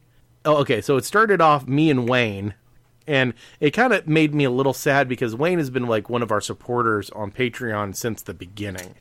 And I told him, I was like, dude, I apologize, but everybody's traveling right now for Thanksgiving and everything else. It's probably just going to be us.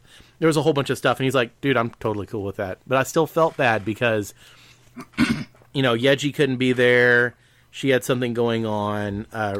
That's right. I was sick that day. You were going to show up, be drunk, but then you couldn't even drink because you were dead.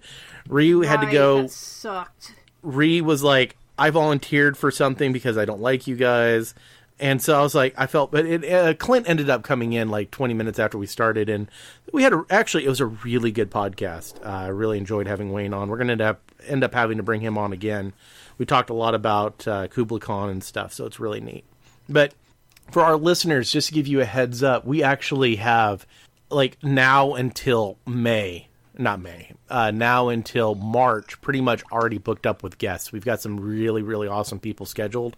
Not to mention, like I said, with Jim on the show now. So yeah, we're going to have Keith back. I already talked to Keith.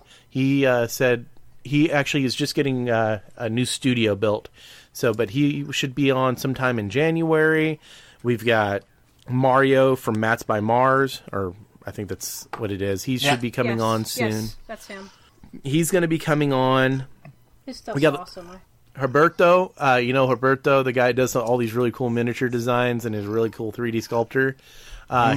He's going to come on sometime later this month. Actually, I think next podcast, we're going to be having a podcast special where it's going to be myself, Nicholas from Skirmish Supremacy, and Dan from Paint All the Miniatures. We're getting together for a podcast-arama where we're going to talk about what it's like to make a podcast, what it's like to actually start from the ground up and do a podcast, the troubles that we had. So for anyone who's out there who's thought about doing a podcast, even if it isn't miniature related, this should be a really good one. Now, if you have any questions for any of us about starting a podcast or the stuff that we went in, just drop us a line over at Models Workshop or at facebook.com/The Models Workshop and ask us the question because, that's actually going to be cool. And we're probably going to be doing a little bit more cross promotion in the future, having each other on each other's podcasts. But if you haven't checked them out yet, check out the Skirmish Supremacy, check out Paint All the Minis,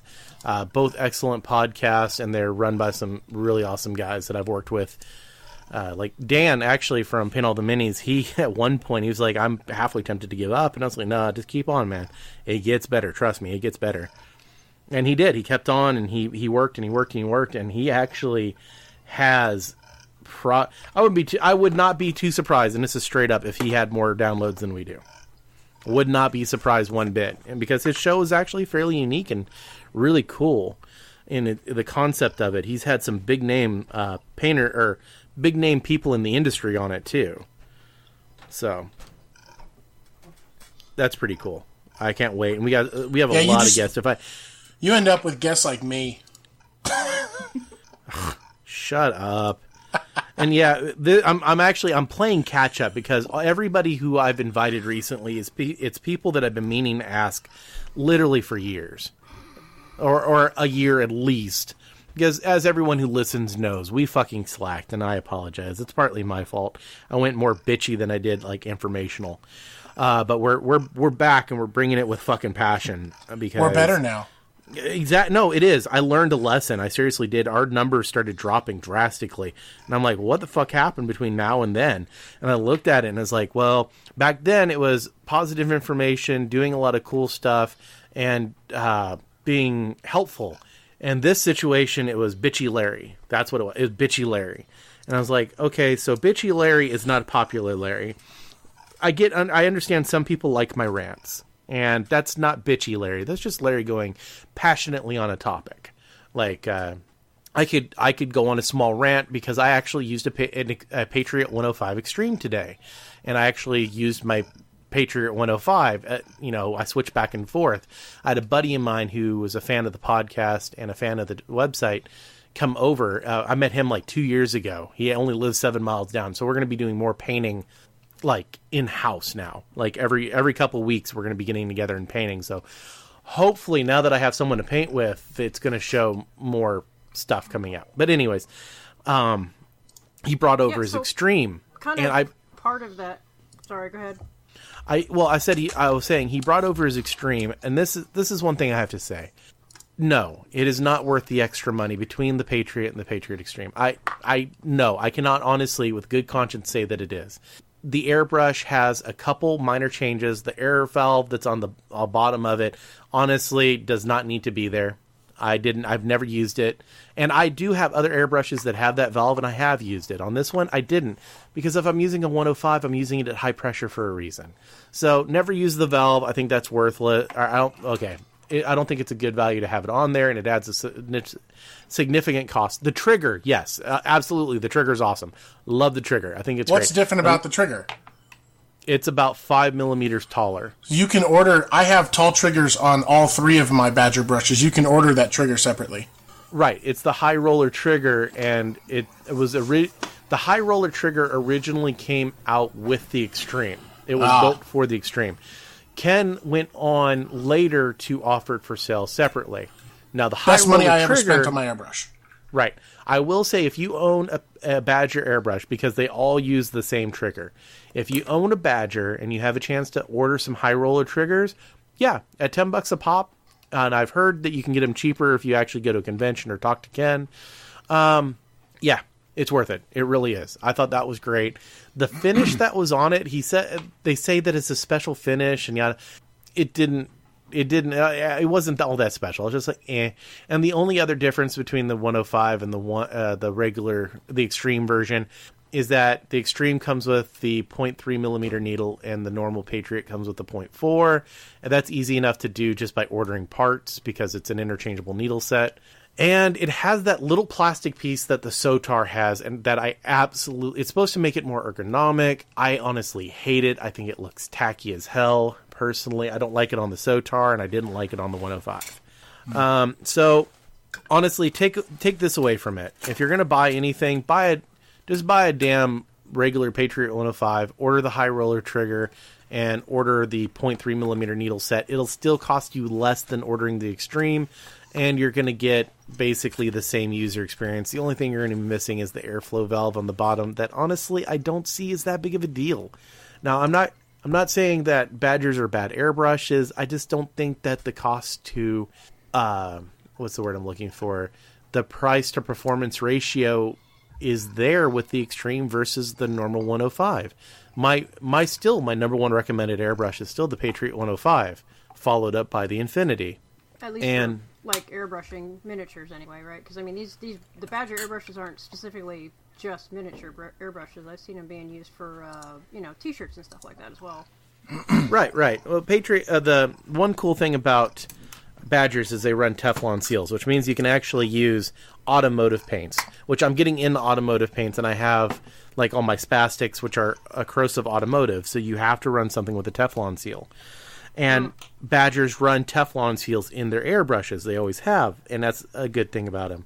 So you don't have to worry about it. Like if I toss some of these paints in, let's say my old Infinity, it would destroy the seals because they're not Teflon. They're just regular rubber. So I said, I'm not saying that Badger is a bad brand. It's just not all of their airbrushes are like as hyped up as they... Just because it has Extreme on it doesn't make it better. Honestly, just buy yourself a regular 105, save a little bit of money. The 105 is great. I just don't think the performance to price ratio is there. And that goes with some of their other ones too. I don't see why people go out and buy every damn Badger there is. Buy yourself, if you're really into Badger, and that's fine, buy yourself a Sotar or a Chrome and a 105. That's it. You need one work brush and you need a detail brush.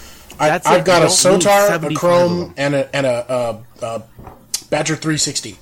And the Badger 360 has honestly been my go-to, like, bulk terrain or primering airbrush. Okay, is that weird one that can flip from a fucking siphon to a gravity feed? Yep.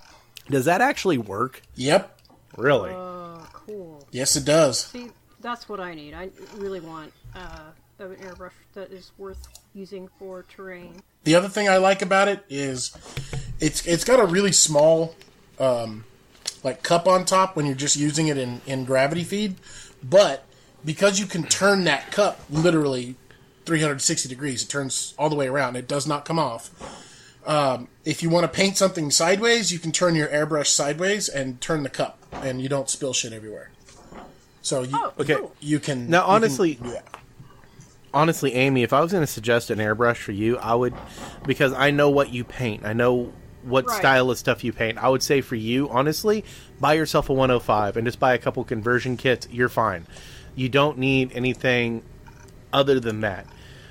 The only thing about the siphon feed that's really awesome, which is what a lot of the t-shirt guys use, is because of the volume of paint that it can carry, which is why I say I use it for, like, terrain. Because if I'm laying down, like, bulk color, I can put almost 2 ounces worth of paint through the airbrush in that siphon and just go to town. Most of the rest of them, at least in miniatures, you don't really need that much paint. But if you're doing like really heavy bulk work, the 360, and the 360 is cheap, and the standard needle that it comes with is really big. I think it's like a 0.1 or a 0.08. It's really big, or it might even be like a 1.3. So it sprays a really big area. It's not a fine detail, detailing painting brush. It is probably the jackass of all the Badger line. It just does what it needs to do, and you can do a lot with it. If you want finer detail brushes, that is not the brush to use. The head on it is just not even set up to do detail work. But right. I would say the Chrome is more of an in-betweener brush, really. I don't own a Chrome. I've actually asked on a couple occasions if I could get a Chrome, but my working relationship with Badger is, I guess I don't know. I think I'm just too blunt for them. I mean, next time he comes to town, I'll pick one up or something. Buy him cheap at the end of a show. Well, actually, this surprisingly enough, I did something in Badger's favor, because, like I said, I don't hate Badger. I just don't think that they're the end-all of end-all. But someone was actually kind of bad-mouthing Badger, and I stepped up and I was like, dude, that's uncalled for. Then this is completely out of... What you're saying is completely out of character for anything that I've ever heard about Badger. What you're saying is literally ass backwards to anything I've ever heard about Badger. I honestly don't believe it. If you had that type of problem, then you should have contacted Ken immediately, because it doesn't make any sense. You're talking about customer service, right? Yeah. I stepped up and I was like, dude, I've never heard any complaint about the customer service of Badger. I was like, yeah, that's one of the things I have heard about them. They have really, and that makes a difference to me when I'm buying stuff. I always want to see that they have good customer service, because if I don't know what I'm doing, especially, you really want to be able to return stuff or get what you need for sure. Okay, well, this is a story I tell everyone. Okay, so Ken and I have butted heads. I don't know if I'd say butted heads. we have disagreed on a few topics before. I know, big surprise. Larry and someone else disagreed. Yeah, heaven forbid that ever happens. All right, so we disagreed on something, or I might have been critical on something, and he didn't appreciate it. Whatever, it happens. So, I had a question. I just bought a 105, and mine came with another nozzle, but no needle. So I'm like, why did I have an extra nozzle in my airbrush, but I didn't have any type of needle or anything? It's just a nozzle. This is kind of odd. So I asked on the page. I was like, hey, mine came with an extra nozzle. Is this normal? What's going on? Is there supposed to be a needle in there as well? And I didn't get it. I am glad these are old pants. Son of a bitch. That's why you don't wear pants when you paint. No, this is why you wear an apron when you paint. Like I got recently from my friend. He does grayed out. Right now I'm going to completely blank on grayed out productions. Anyway, he's got a really good little dice bag business thing going on. That's why Wapple paints in the nude, y'all. With his sock on. The famous Wapple sock. Well, the sock is just to stay warm. Right? Warm while you paint. That's why they call them tube socks. Oh! Kidding! See, this is why I turned his video feed up. No, I'm kidding. I didn't actually. That's why I turned his video feed on. Are you kidding me? It's a free show. There's your sex, dude. I got my free sex. I got my one sex. That's right. Wapple's in a sock. All right, I'm good to go. Thanks, y'all. It's been great. As much as you fanboy over him, honestly, that would not surprise me if that's what got your rocks off, bud. Did I tell you about my ultimate fanboy-gasm that I ever did? Did I tell you that story? No, I'm sure it's going to be great. Everybody is just going to think I'm the biggest pansy in the universe. So I went to LVO 2 years ago. So nothing changes. Right. That's the first time I met Yegi and Clint, like, in person, right? And I was standing there. You fanboyed over Yegi and Clint? I fanboyed over Lester Bursley. Oh, I don't blame you. Okay, so here's the deal. I have been following Lester on, YouTube and Facebook and shit for years, right? He's half the reason I bought an airbrush in the first place. So I drove out there with Lynn and Brandon, and we get there, and Lynn's setting up all the photo booths for WGC, and Lester's behind the consortium counter taking photos of everybody's work. He's running the box that year. Now, you guys haven't met me in person. You can ask Yegi and Clint to verify this, okay? I'm 6'6". I weigh 330 pounds. I am not a person you miss if I'm standing in the middle of a room. Brandon is Lynn's fiance, right? And Brandon is like 6'4", 6'5", and he's a little lighter than me, probably maybe 300. So the two of us look like just two large nerd gorillas standing in the middle of this place, right? And he was still a cop at that time, so he was all shaven and clean cut and the whole nine. And Lynn's standing there talking, and I look over and I'm like, oh shit, Lynn, that's Lester Bursley. And Lynn goes, yeah? And I'm like, that's fucking Lester Bursley. And she goes, I know, hun. You want to meet him? I fucking love that woman, by the way. So we're still trying to get her back on. Her schedule has been crazy. I'll get her. I'll make it happen. No, so Brandon it's her turns schedule. around and Her he's schedule's like, what the fuck nuts. did you just say? I know. I'll still make it happen. Trust me. So I tell Brandon, I'm like, Brandon, dude, look, it's Lester Bursley. And Brandon turns around, and Lynn goes, oh, I got this. Hey, Lester. And he turns around, right? Oh, God, that's fucking Lynn spot on. I have spent too much time with that woman, all right? Trust me, you don't even want to know, okay? The thing is Lester turns around, and Brandon grabs my arm, like, in full schoolgirl lock, like we're two Japanese anime schoolgirls. And in the squeakiest voice, I turn around and I'm like, oh shit, it's Lester! Like, in this horrible, like, and everybody fucking heard it. I turn around, and there's like 50 people staring at me. And I'm just like, oh shit! And Lester's like, what the fuck is happening? Because if you've ever seen him in person, he's like 5'2", right? Oh god. So there are these two grown-ass men coupling one another, squealing like goddamn schoolgirls.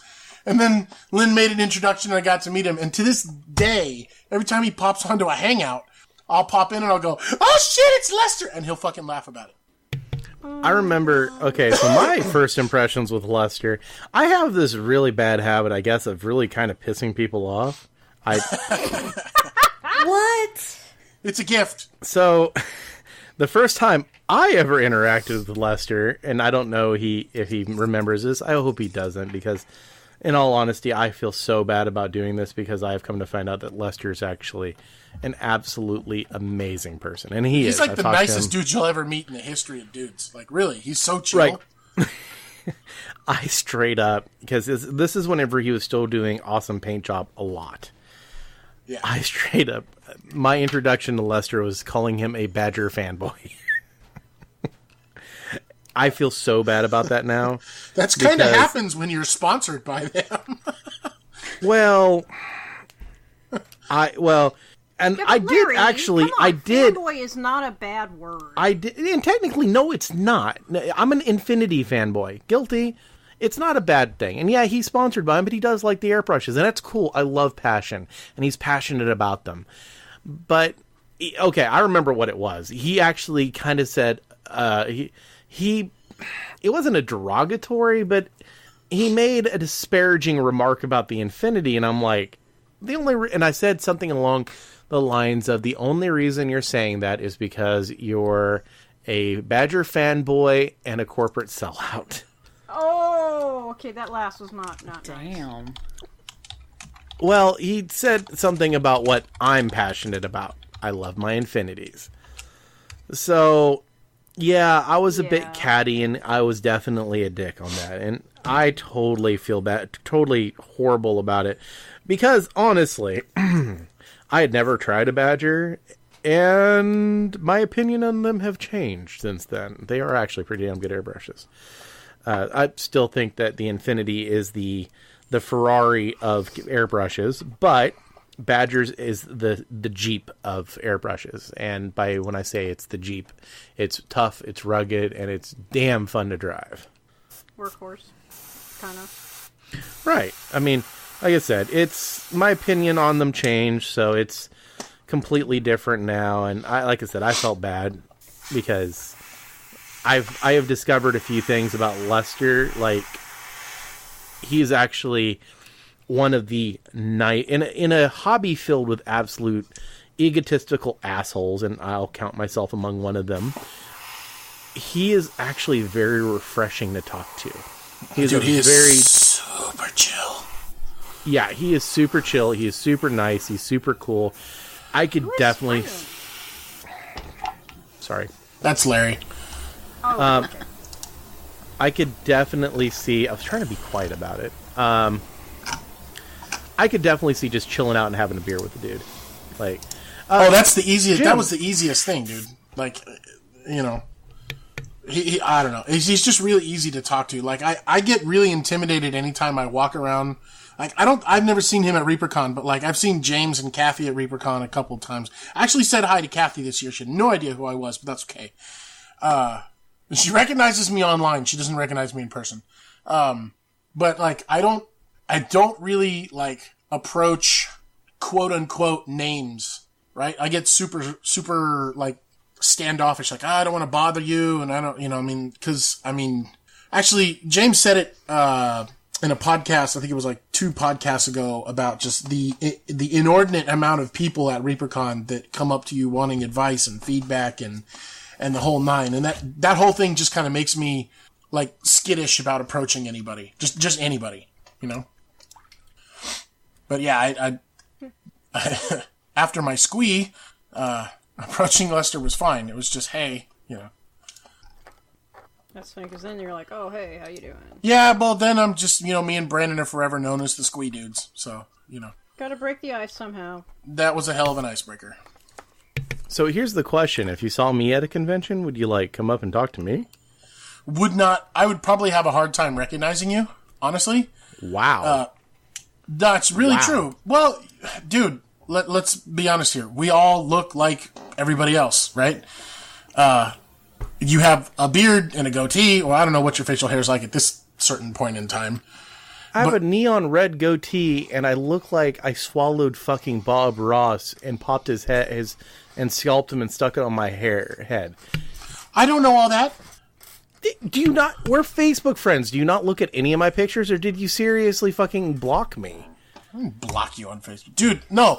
You probably just unsubscribed. You're like, I don't need to see any of these No. pictures. Check this out. Remember how? Pictures are still there. Remember how that shit happened, where like all of a sudden, like you weren't on my Facebook friends anymore, and like I don't know what the fuck that was all about.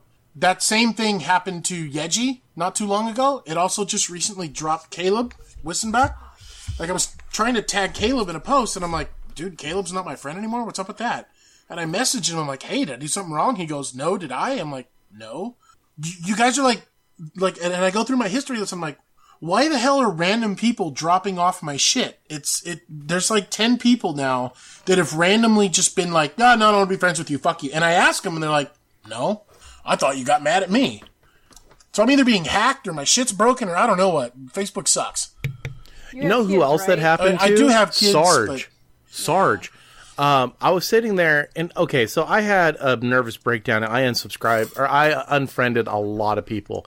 I kept a lot of my close painting friends, like you guys, but if I had no close connection. So it's been really awkward these last couple years, where I'll see someone and I want to refriend them, and I have to send them a message and be like, hey, had a personal breakdown, sorry. Now, if you unfriended me, that's fine too, I understand. But I'm going to send you a friend request and, accept it if it's cool. So it's a very awkward statement of, if you unfriended me. But no, Sarge, I looked one day and he wasn't. And the thing about Sarge is that really caught me off guard is he's a patron of the podcast. Right. And I was like, he unfriended me, but he's a patron and didn't drop his pay. That just seems weird. I messaged him, I was like, everything cool? And he's like, yeah, why? And I was like, we're not friends anymore. And he's like, what? I was like, yeah, we're not friends on Facebook anymore. He's like, I didn't do it. And I was like, I know I didn't. So, yeah, I had that exact same thing happen with Sarge, too. Yeah, dude, it was so weird. Blame the Russians. Everybody else does. Just kidding. I don't know. It's not an isolated incident, and I have no idea what's happening to it. But, dude, you're not even on my, I have 2 sets of lists, okay? Here's the shitty part, and everybody's going to hear my secret, and I don't care. Anyway, I have a lot of customers or potential customers that hit me up on Facebook because that's kind of our only social outlet right now. Our website's being worked on. So I get a lot of people that message me on Facebook, and then they want to send me a friend request. So I add people, and then I immediately stick them into an acquaintance tab. And about 90% of what I post on Facebook is not visible to acquaintances. And most of my personal information is not either. So yeah, we're quote unquote friends, but you're not seeing half the stuff I post. And that is because I had a client get really pissed off at me about my, political and professional beliefs, which I don't really make it a point to go around touting. It's nobody else's business. But he got really pissed off at me as if I did something wrong. And then he went back on my Facebook page, starts telling everybody, all this shit about me, and it kind of affected my business. And I went, I just can't do this. So I tier people out. And Larry, you're actually on my friends list. You get the real shit. You can actually, you can see my birthday, So I don't know why shit doesn't come through or why it doesn't come through, but Facebook is not the end all be all of communication, unfortunately. It's easy, but man, shit gets fortunately dropped. Right. Well, I know I reached my 5,000 Facebook friend limit. I think it was, when we got back from the trip. Well, what the heck is going on? Because it was getting weird. And Kathy said, I think there's a Facebook friend limit. And sure enough, that I've reached that plateau. Yeah. That was a surprise to me. I wasn't expecting that. Yeah, Caleb hit me up just after I talked to him that same year at LVO, 2015. And he goes, hey, I'm taking a trip. Can I take one of your paint racks with me to show somebody? And I'm like, yeah, go ahead, man. And so he goes. He left Reno and then immediately flew to Germany that night after LVO was over. Wow. Yeah, and so he calls me at like 6 a.m., right, my time, through Facebook. And I'm like, hey, what's up, dude? He goes, hey, I'm here with, what the fuck is the guy's name? I can't remember his fucking name right now. It's one of the Massive Voodoo guys. Whatever, right? But I had no idea who this guy was at the time. I had no idea. It's not Roman, it's the other guy. God, I'm just losing his name right now. Anyway, so he's like, hey, I'm here with him. He wants to talk to you about your paint rack. So we talk, we do the thing, and he goes, hey, when we're done, make sure you send me your info so I can give it to him because his Facebook thing is full and he can't add you as a friend. So you have to go through me to talk to him. And I'm like, that sucks, but sure, I guess. You know? Oh, weird. So he can't even do like businessy type things for people that he talks to unless they're already friends of his because his Facebook page is like full and, you know. Well, that's why you have your business page too. Who was it that you end up meeting up with, or he ended up meeting up with? I got distracted. I apologize. I actually am legitimately having a problem remembering his name. Ben Comets. Germany. Is it? I was about to say, is it the painting Buddha, Ben Comets? Yeah, Ben Comets. Yeah. Which I should have been like total squee, but I had no idea who the guy was. I'd only ever seen his work under Painting Buddha. I didn't remember his name. Yeah, I don't talk about Ben Comets anymore because I think everyone on the internet probably thinks I hate the poor guy. I know. I've listened to many of the rants. I've even heard the "I don't hate him. Let me explain myself" rant twice now. So you don't need to go there. Well, I have to. No, like literally, I had someone go, do you really hate Penn? I was like, no, it's just his style doesn't appeal to you. It's fine. No, it's not that. It's just he's a known quantity. I can use him as an example, and everybody knows who I'm talking about. Yeah. I apologize for this, but if I use your painting style, you know, that Tim Martin guy, when he paints a model, I just don't like his style. It's not that it's bad. No, sorry, but not everyone is going to know who you are. If I go, nobody knows who I am. I don't give a shit. In all honesty, I could have easily used Jim as an example. Yeah. I could have been like, you know, Jim is a phenomenal painter. I don't like his painting style, but that doesn't detract from Jim's painting. He's still amazing. It's just that it's not my personal taste. And I used Ben as an example of you don't have to like what a person paints to give them kudos for what they paint. So I had no idea who the guy was. And I don't know which is more disrespectful, you continually having to say that or me going, hi, who are you? I legit had no clue who this guy was. Well, in one way, you just haven't heard. You know, me, apparently, I fucking from what everyone's saying, I must despise the poor guy, and it's farthest from the truth. I completely people read too much into shit. Exactly, I don't listen to any of that shit. I completely respect him. We've had that conversation before. Well, and that's something that's our culture, though. I mean, not to get too, like you were saying, political, but that is kind of part of the internet culture of today. If you don't absolutely fanboy over or fangirl over something, you know, and you make a mild remark that could be construed possibly in some form, if you read it wrong in dim lighting as criticism, you're nailed, you know? Yeah. They just cannot, not saying he can't necessarily in particular, I've just seen conversations revolve around this whole stupid thing, and then it turns into a big fiasco, and it's like, it's a whole bunch of shit about nothing. You guys are all both misinterpreting it. My children do this every fucking day, and I have to break them up. Get over it. We're adults. To break it down simply, Ben probably doesn't give two flying rat fucks what some dude on a podcast named Larry has to say about him. Personally, honestly, he doesn't. I get it. I'm so far below his fucking radar that whatever, and I'm totally cool with that because I try not to be that egotistical. Be like, oh, he should know who I am. No, he probably doesn't, and he probably even if he did, he probably wouldn't give two shits, and that's his prerogative. And I wouldn't, if I was in his position, I wouldn't give two shits either, because So imagine getting a phone call from him at 6 a.m. Yeah, I'm sorry. Who are you? Yeah. Well, your situation is different. You actually have a product that is fairly neat and pretty damn cool. And speaking about which, we need to talk about said product because thanks for ruining my segue, fuckhead. No, we're just all right, fine. I was literally trying to segue into him talking about his product, and you're just like, we should talk about it. Thanks. We should talk. Hey, you guys want to talk about my rack? Yeah, let's talk about your rack. Let's explain to the people exactly what NEWay Designs is, now that we are almost 2 hours in. Right? Now that nobody's listening, that's awesome. I'm all about it. God, my elevator speech sucks. Okay, I make nerd shit, right? So, I wanted a paint rack, and a couple years back, closer to 5 or 6 years ago, I decided I wanted to make my own paint rack, so I did. NEWay Designs is kind of my last bastion into the hobby manufacturing realm. I have a business partner, Carl Pajak, who is in many respects kind of my polar opposite, but at the same time he's like a brother to me. We're like an old married couple. It's really stupid. I love the guy to death. We make hobby products is what we've decided to launch NEWay Designs as. So we're making things now that aren't just paint racks or paint rack related, but we're kind of branching out, but I'm only doing hobby related products. So I'm really not interested in making terrain, you know. I've done some. I have a few designs. I don't like them. If anybody knows Nick from the Skirmish Supremacy podcast, which Larry does, I made some custom terrain stuff for Nick, just as a favor a while back. And I inadvertently designed a lake that was kind of dick shaped, and it's been dubbed, Lake Flaccid.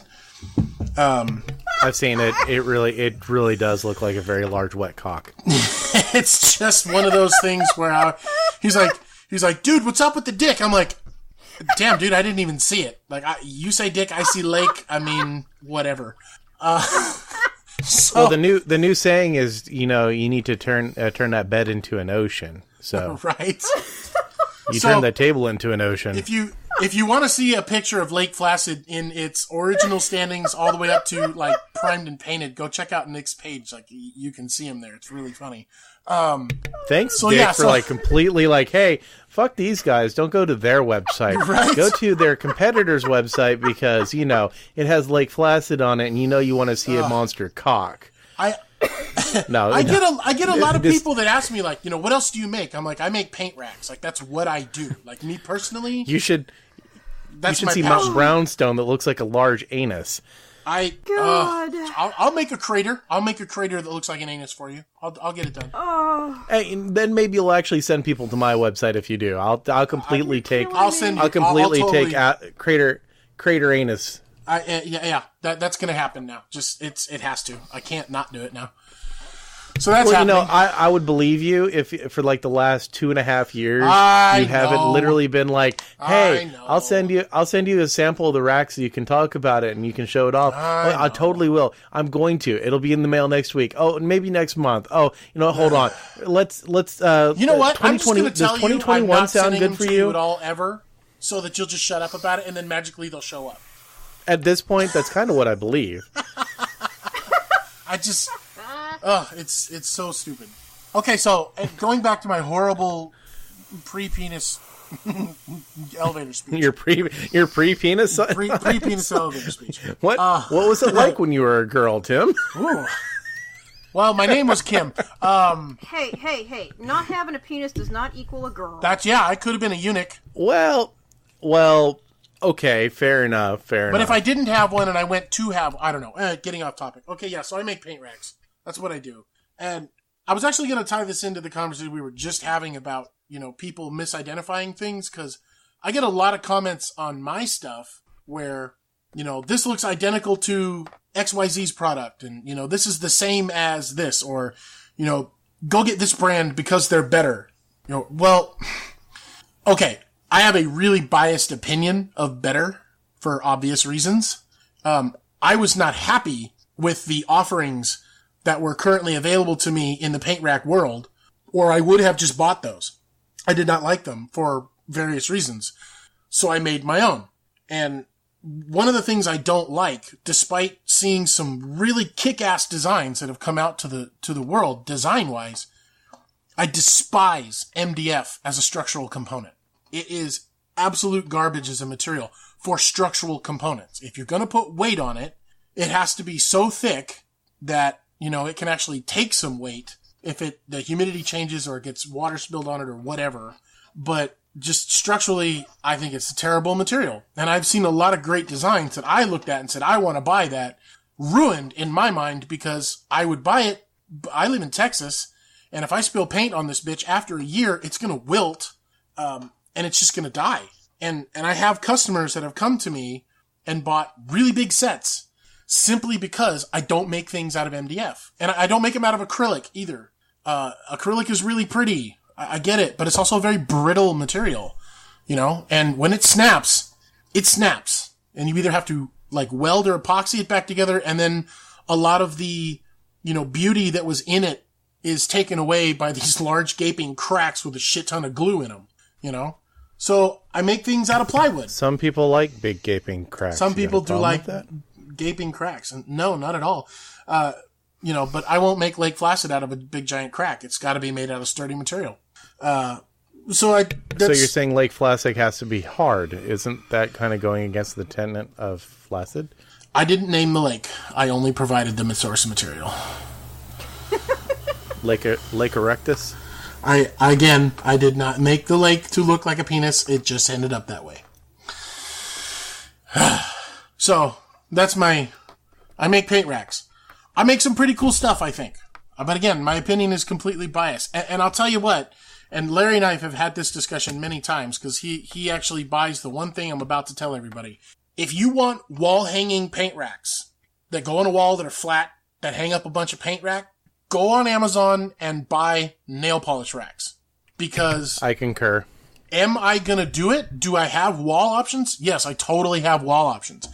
I will never, and let me guarantee you, most companies in the laser cut industry, just by virtue of the manufacturing process, cannot touch these pre-made acrylic nail polish racks, or the steel ones that you can buy on Amazon for like $15 or $20 for that volume of paint. No. Stop.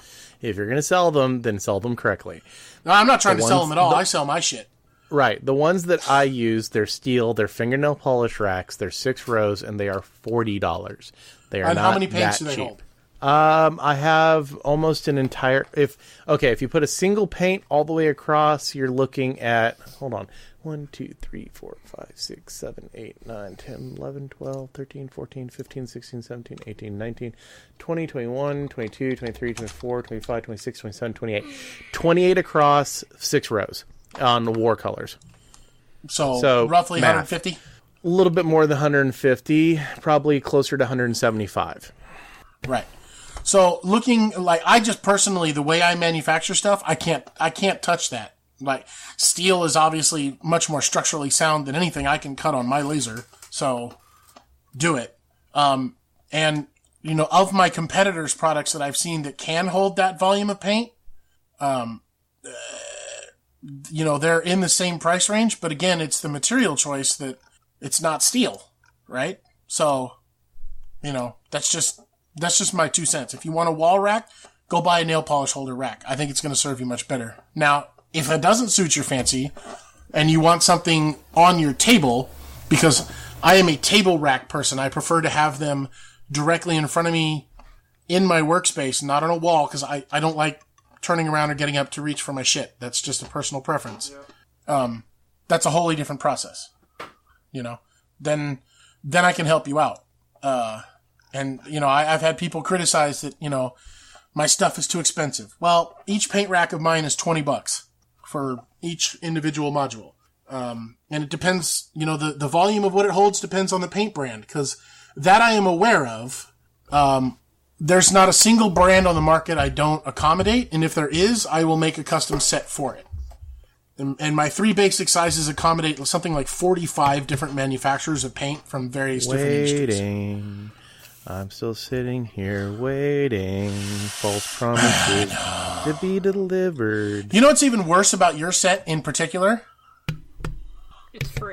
Is that I've sold a couple thousand bottles of watercolor, and you know how easy it would be to sell your paint racks alongside all the paint that I sell? No, Tim, I don't know what the hell could be wrong. Your watercolor set I made specifically for you, and watercolors in particular, in the way that the watercolors aligns their paints with the opaque and then the transparency layer numbers. So I actually modeled the paint rack for watercolors to exactly mimic the way that they are laid out in the watercolors line. right? Which is a good thing to do, because that just increases the likeliness that I'm going to be like, hey guys, you should buy these because it does this and it's really cool. And, I probably have some feedback about that since I own literally every paint that they own and how to do it, but, just words. So I have never cut them, right? Because I've never cut them. Here's the ugly topic that I'll just address the elephant in the room of. I still have a Kickstarter from my former company that still has orders due. I have 34 orders left to go to kick that out and be done with Kickstarter. And I will completely leave the backstory out of it, unless anybody has any poignantly clear questions. Suffice to say, it didn't work. I moved on. But I am personally financially responsible for that Kickstarter. So it doesn't... For people so for people who already know the story, can I share? Because I know the entire story of what happened. Okay, but here's what I'm going to preface about that, right? In case any of them listen or their friends listen, because I really want this known. I have no ill will against my former business partners. Like, zero. In fact, I would like at some point in my life to hope that we can actually, talk again. But there's a lot of hurt there. So just know that. I'm gonna say it like this, and I'm going to actually try to be a little PC on the topic. Basically what happened, and for anyone, and I'm not saying this because I want to be mean towards the people who were his business partners. I want to say this specifically for the people who may think down of Tim because of how long it's taken him to deliver this Kickstarter, how long it's taken to get the racks, the redesigns, the delays, and I've seen some pretty shitty comments. And this is, I'm not saying this to dog on the business partners. I'm saying this because I know the story. I know what happened. And I'm just going to point out simply that here it is. Yes, it has taken years for him to deliver, but I just want to point out that Tim didn't try to run. Tim didn't try to hide. Tim is still motoring on. Tim is still planning on delivering a product to the customers because that's the type of business person that Tim is. What happened in a nutshell was him and some friends got together, thought it would be a great idea, buy a laser, let's do some cool shit. Tim was going to design them, yada, yada, yada. Stuff happened. They got kind of salty. They took the laser cutter because they purchased it and moved on, but the problem was that everything was in Tim's name, such as all the designs, the business, and the Kickstarter. So when everything happened, it wasn't the prettiest, it wasn't the nicest, but everything fell on Tim's shoulders, especially when delivering the racks and everything else, because he did the Kickstarter. So here he is with the Kickstarter. Let me tell you something, folks. Let me tell you something. Tim is a veteran, and this isn't an excuse. This isn't me going, he's a veteran, you should cut him some slack. No. There are certain things that are allowed with veterans, such as workshops, like actual workshops, maker rooms, and everything else that we can go to. This is the type of person Tim is. Tim was signing up for hours at a time to use their laser cutter at maker marts that the VA supply. He was taking boards over to the laser cutter there and cutting them to produce the rack so he could send to his clients. And the reason he did that is because he did not have a laser cutter, because his old business partners took it when they split off from him. They would not let him use it or anything else. That's the type of person Tim is. That's the type of thing that goes on, and that's what Tim was doing. He was basically renting time on a laser to send stuff so he could at least produce maybe one rack a week and send it to a person so they would get their stuff. Okay? So, like I said, I'm not here to sit here and go, hey, the old business partners were wrong, it was stupid, and it was stupid. It was petty bullshit what happened.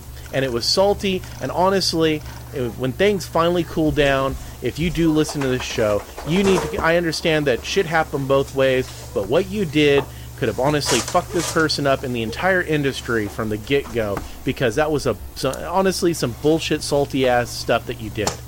Y'all made an agreement, you made an agreement, you put it on his shoulders, and then you walked away.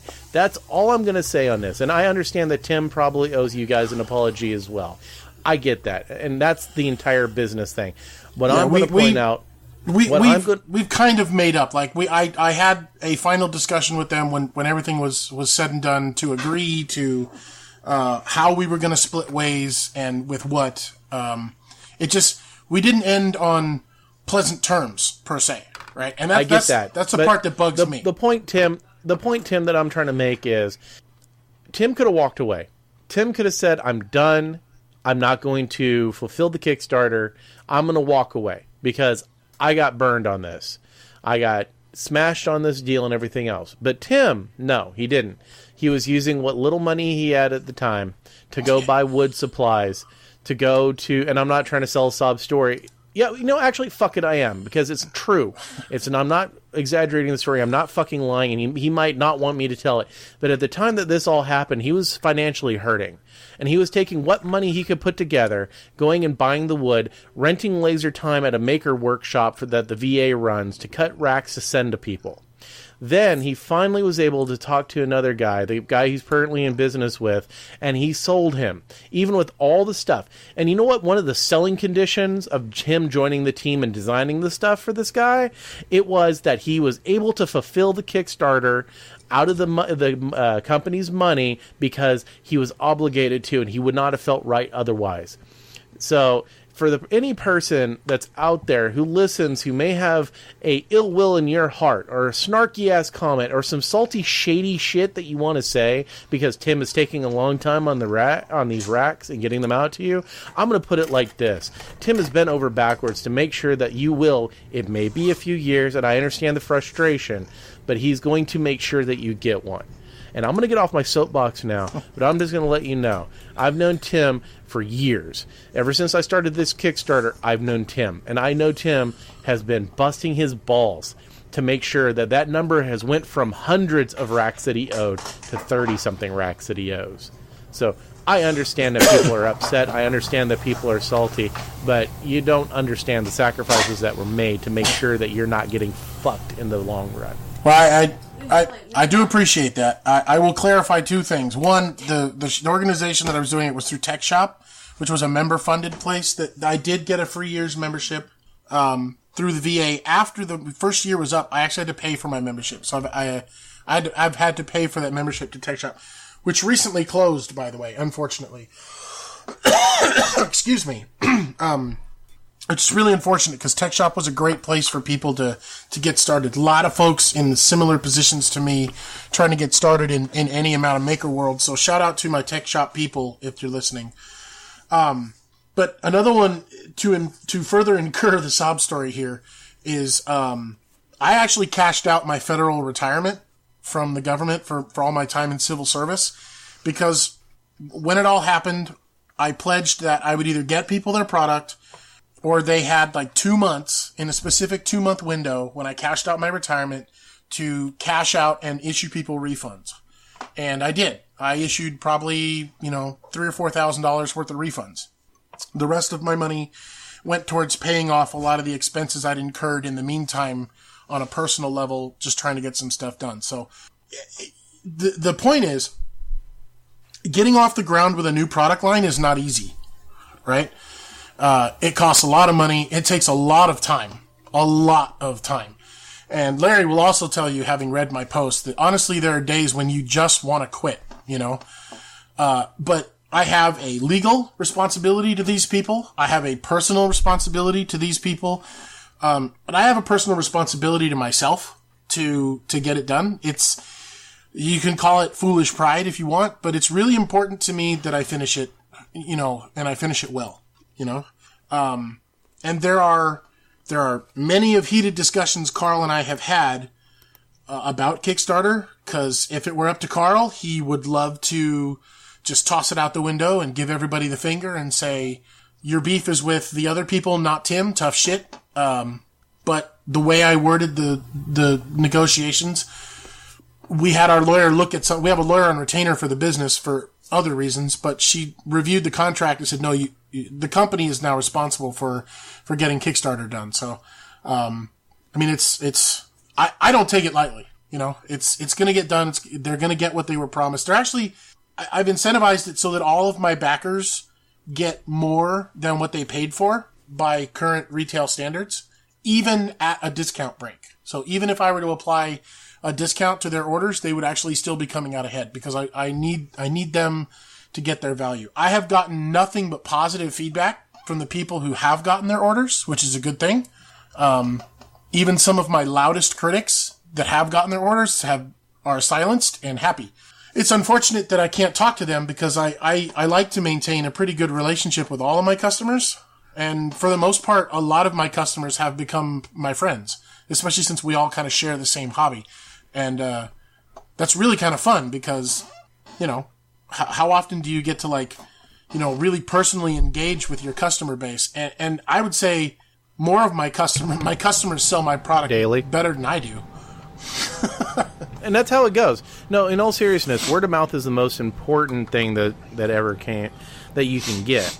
So if I take advertising, better example. If you take advertising out, your non-targeted advertising may gain you one sale in every 100 times that it's shown. But if I like your product, and I can use Warcolors as an example, if I like your product, I'm going to tell all of my friends about it. If I like your product, how many 105s and Sotars have I sold because I like them? Sotars, I think I'm up to like 27, and I know I've sold probably 15 or 20 105s. In my defense, I owned my Sotar longer, so. And I think you are the reason that Warcolors ever made it in the United States at all, honestly. Like, that's just my observation of it. You know, I could point out... Just accept the compliment. There you go. There's certain things that even that go into that that deal, but anyways, right. But you know, it's just like the point is that it, you know, when you believe in a product, when you see a product and you like the product, it goes so much further to hear somebody say I have it and I like it, rather than to boast how great it is. Like, I don't think Carl and I have ever run an advertisement on Facebook for our set. I don't think we ever have. I did it with TGJ a couple of times, and you know, it doesn't really yield anything. But I've got more customers that, you know, we do the Texas circuit, right? Because we're Central Texas, so we kind of go everywhere. Carl's up in Fort Worth, and in the Texas area, I see a lot of people all the time, and I go to the same events, and people are always really cool. Like ReaperCon this last year. I did not go to ReaperCon this last year as a vendor. I went to ReaperCon as a hobbyist who, you know, we had decided as a company the year before that we were going to alternate between shows so that we could kind of spread our reach a little more. So, you know, do the every other con thing. And this was not a ReaperCon year for us, so we said, okay. I said, well, I still want to go because I saw that VIP package with that Dragon Bust that Julie Guthrie did, and I really loved that thing. Oh, yeah, that was awesome. Yeah, and I was just like, you know, I just got to have one of those. So I just wanted to go as me because a lot of my friends from out of state, a lot of my customers who have become friends come in from out of state, and we all get together, and it's just awesome. And I got to tell you, as stupid as it sounds, this last year at ReaperCon really sucked for me, right? And it didn't suck for me because any of the people were shitty or anything like that. I did something stupid to myself. And I brought my personal paint rack with me to ReaperCon. It's in 4 giant buckets. I had literally my entire hobby paint room in 4 moving buckets. And they were there because I'm renovating the paint room anyway. So I was just like, you know what? I'll just put them in the van and go. And the plan was that Lynn and Brandon and I and a couple of my other friends were going to sit at a table and we were going to create like Hobby Central with this ginormous paint setup, and we were just all going to go to town painting and sitting and whatever. Well, Brandon had some family responsibilities come up, so he wasn't able to go. Lynn had to step in and take over for a couple of people to help at booths, so she wasn't really able to do much with me. So I kind of ended up sitting at that table. I had a few people, you know, come and hang, like Clinton Yedgy came and hang, and my boy Patrick came, and his friend came and hang, and, you know, people would kind of bounce in and out and hang out with me, but I didn't put paint on a single miniature, not a damn one. And, that's what sucked for me, is I didn't get to go to any classes, I didn't get to paint any miniatures, but because I set this big stupid ass paint rack setup up, I spent half the con sitting at my desk trying to paint, having people going, "Hey, where'd you get that rack? Can I buy that? Are you selling these? How much?" And you know, and the whole time I'm like, "Look, I'm in Reaper's house. I did not pay to sell my products here, so I'm not selling anything at ReaperCon. If you want to talk to me about anything I make, here's my business card." And that was not to be rude to any one person. So if I did that to anybody and you're listening, I'm sorry. That wasn't the intent. The intent was, that's Reaper's house, and I wanted to respect their house. I didn't pay to sell there, so I'm not gonna. But, you know, we ended up getting flooded with requests for product after the show. But I can't go to a show and do anything with my stuff and not sit there and talk about my stuff. It just, you know, it's kind of weird. So I don't think I'll ever be taking my own personal paint rack out again if I'm going to go there personally, but that kind of sucks because, you know, I enjoy using it, you know. Well, if plans fall through, why not pack it back up and put it in the van and go, you know, attend some classes or something? You know, by the time I got there, all the classes were full, and it was like Saturday night, because I only got there on Friday. I had class. I had to get there on Friday, so I was there Friday, and you know, so it was Friday, and then I set up the table Saturday morning, and then Brandon couldn't be there, so it was like Saturday night, and by that time it was like, fuck it, the thing's halfway over. Yeah. I'll just leave it. Yeah, that bites. Yeah. So, I mean, it's good because I really enjoy seeing the people. It really is just a giant hangout, which is awesome because, you know, I really like chilling with people. But, I don't know, it's weird. I guess I'm... Yeah, we were sad that Clinton Yedgy left us. I know. But we had fun. Clint and I played a couple of games of Arena Rex. That was fun. I like that game. It looks like a cool game. I like the miniatures from that game. It's cheap. You know, it's low cost to get into. The models aren't that expensive for what they are. They're just not, and they are, you know, decently high quality. I won't say they're the best, honestly, but they're decent. And you don't have to buy many of them to play the game. You actually don't really have to buy any of those models at all to play the game. You can proxy everything because the rules are free, and they've now made stat cards available for characters purchasable through their web store. Cool. Yeah. I do a better job at selling everybody else's shit than my own, right? I've seen some cool mats that were for Arena Rex, which got me interested in it. I have one that Mario sent me from Mats by Mars, which is his bloodied arena. Yeah, that's right. I saw his. Yeah, I gotta tell you. Yeah, that looked really cool. It works really well. I actually designed a mobile arena that interlocks and is the exact 30-inch diameter of Mario's mat. And I think there's a couple of pictures of it on Mario's page. There's some pictures of it on mine. You know, where you can order an arena from me that you can take down, put in a shoebox, and take with you, and then set back up. Oh, no, that's cool. Yeah. That's cool. You might want to mention what your page is. Oh, well, yeah. It's NEWay Designs Games. If you go on Facebook, it's NEWay, but we pronounce it anyway. Because we're dumb. Do you not have a vanity link yet? A vanity link? What is a vanity link? I'm going to go ahead and go with no. I told you, I'm not a very good sales guy. I like making stuff, and, you know, I think what I make is fun, so, you know, I talk about fun stuff that I make. How are paint racks fun? Who the hell believes that? Apparently you. I do. It's really sad. I think Did you see fun. Did you see my flip rack, though? The tilt one, the new piece? No? I take it? No, I have not. Alright, there's a gentleman that I met at ReaperCon. I'm going to flat out butcher his last name. Okay, so bear with me. But it's his name is Matt Moczek, I believe it is, Polish last name. And he made a YouTube video of my racks that he bought with his own money.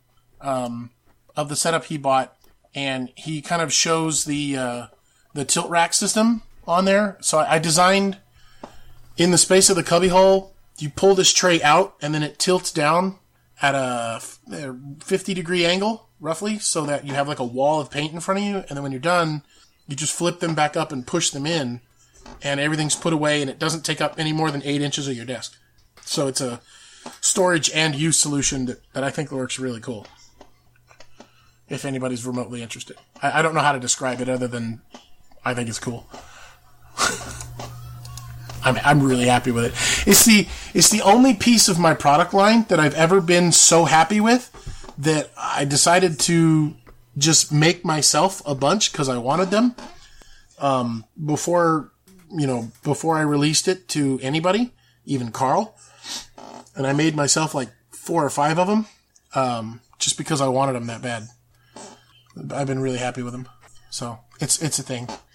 But yeah, my Facebook page, NEWay Designs Games. I don't know what the vanity link is. If you type in @NEWay Designs, it'll come up.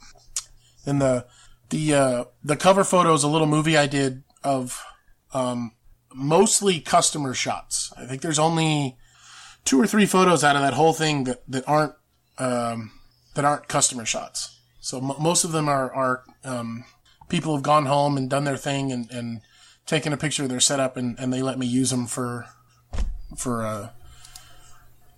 advertising purposes. I thought that's cool. Yeji's is up there too.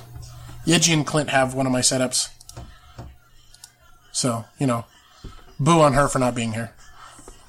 Oh, that was unavoidable. Yeah, I know. Are you talking about like almost all my friends have one of your setups? I think so. Well, yeah, almost. I'm slowly working my way. I've got to get through. My market penetration is almost there, but it's really tough to get manufacturing scaled with laser cut stuff. I either have to buy the lasers and do it all in house, or I've got to finding other companies to cut stuff and laser cut stuff is really a pain in the ass. Like it's difficult. Haven't the lasers come down in enough price to get one to do it in house? The short answer is yes and no. So laser technology has become much more affordable than it used to be. Mm-hmm. There's a lot of companies now, like, you've heard of like Glowforge or Full Spectrum Laser. They advertise like, $3,000 printer size laser cutters, right? But what they won't tell you about those things, because they're trying to entice new buyers, what they won't tell you is that in order to cut material, you actually need one of 2 things. You either need a high wattage laser so you can cut it quickly in one pass, or you need to spend a lot of time on that one piece to get it to cut cleanly at a low power, right? So it's kind of like, for instance, a lot of the machines that are out there. Larry sent me a video about a company selling a do-it-yourself laser cutter kit that's a 40-watt laser. Mm-hmm. A 40-watt laser will cut through 1/8 of an inch thick MDF at a reasonable speed, right? My machine has the capability of cutting through 1/2 inch thick acrylic and 1/2 inch thick MDF on a single pass at a reasonable speed. So, the difference is really all about what are you doing with it? If you're just etching stuff or engraving stuff, those 40-watt machines will usually do you just fine. If you're in manufacturing, the number one most expensive part of manufacturing is labor. That's your overhead, right? Right. And the longer it takes for me to cut something on the machine, the more expensive it becomes. So if I have to take 2 passes of the laser to get a clean cut, because again, I got to turn out a quality product. If I'm not turning out a quality product, who gives a shit? But to get it to cut clean, if I have to cut it with 2 passes, I'm basically cutting that same thing twice, which means I'm doubling my cost of overhead for manufacturing. So there's a balance between how fast I can get it produced and then how fast I can get it out the door. And I am steadily encroaching. Well, I guess to answer your question, the machine we bought is about $15,000. But it's also got a 2-foot by 3-foot cut bed, and it's a 100-watt beam, so it cuts through a fairly wide array of products. No metals, but it'll cut through wood and acrylic, pretty well. But a lot of the hobby stuff that you'll see on your table, it's like buying a 3D printer. Hobby level 3D printer, you can make cool stuff. It just takes a really damn long time. So I don't know. It's machining. So do you when you do the machining, do you do it in one pass, or you're doing so you're doing all your computerized programming to the shapes that you need in one go, or do you have to like do a lot of setups and take it in and out a lot? I'm just wondering because my husband does machining. He does engineering for CNC machines, which are those are for aluminum for airplanes. Yeah, those things start at like 100,000 or more. Yeah, or a lot more. And I've kind of taught myself how to do some simple G code for wood-based CNC, so 3-axis wood machines, which is actually really complicated. I've always respected engineers that design for milling products from the get-go because of the design and the engineering perspective. But understanding how that process is done for me personally makes me just have that much more respect for them, because the 3-axis stuff that I was doing is really simple in terms of G coding, especially with a lot of the software that can be done nowadays. So the upper level stuff, like especially airplane parts, those are 6-7 axis machines. And the speaking of programming, I mean the programming for that kind of stuff, that's not cheap. The programming I don't even. It's most of the money is honestly in setup. Most of the money is design and getting the machine to do what you want it to do. Once it's there and the program's done, you can run that part all day long, all day, every day. Right, and then you just have to worry about your machine time. Correct. Yeah. Then all you're looking at is standard maintenance and upkeep. Right. You're looking at making sure the machine is running, making sure your bits are good. There's safe practices. That's any mechanical part, cars, trucks, airplanes, anything that moves, it requires maintenance. So once the digital aspect of it and the coding of it is done, the rest of it is mostly, housekeeping and then moving the part out. Right. But a majority of the cost in anything is in design. Oh yeah, there's a huge amount of setup, I imagine. Yeah, well, with laser cutting, it's not as much setup, right? Because first off, you're dealing with a 2-dimensional surface. Laser cutters don't cut in a Z-axis. It's, it's just straight down. Well, they can, but those machines are grossly expensive and aren't worth the money. Anyway, so water jet cutters work the same way, or in a similar fashion as laser cutters do. Yeah. And so do most 2-axis mills, right? So it's all kind of in the same wheelhouse. But laser cutters in particular are much simpler to use because it's really nothing more than a printer. And all you're doing is telling the printer where the print head needs to be. And the software is it's actually really user-friendly. And most people can do laser cutting designs in their own time with free software. And it's, it's not the getting the machine to cut it that makes it expressly difficult. It's a lot of time with the laser itself, right? Because all machines need maintenance. So you got to know your machine, and getting to know how your machine reacts to certain materials.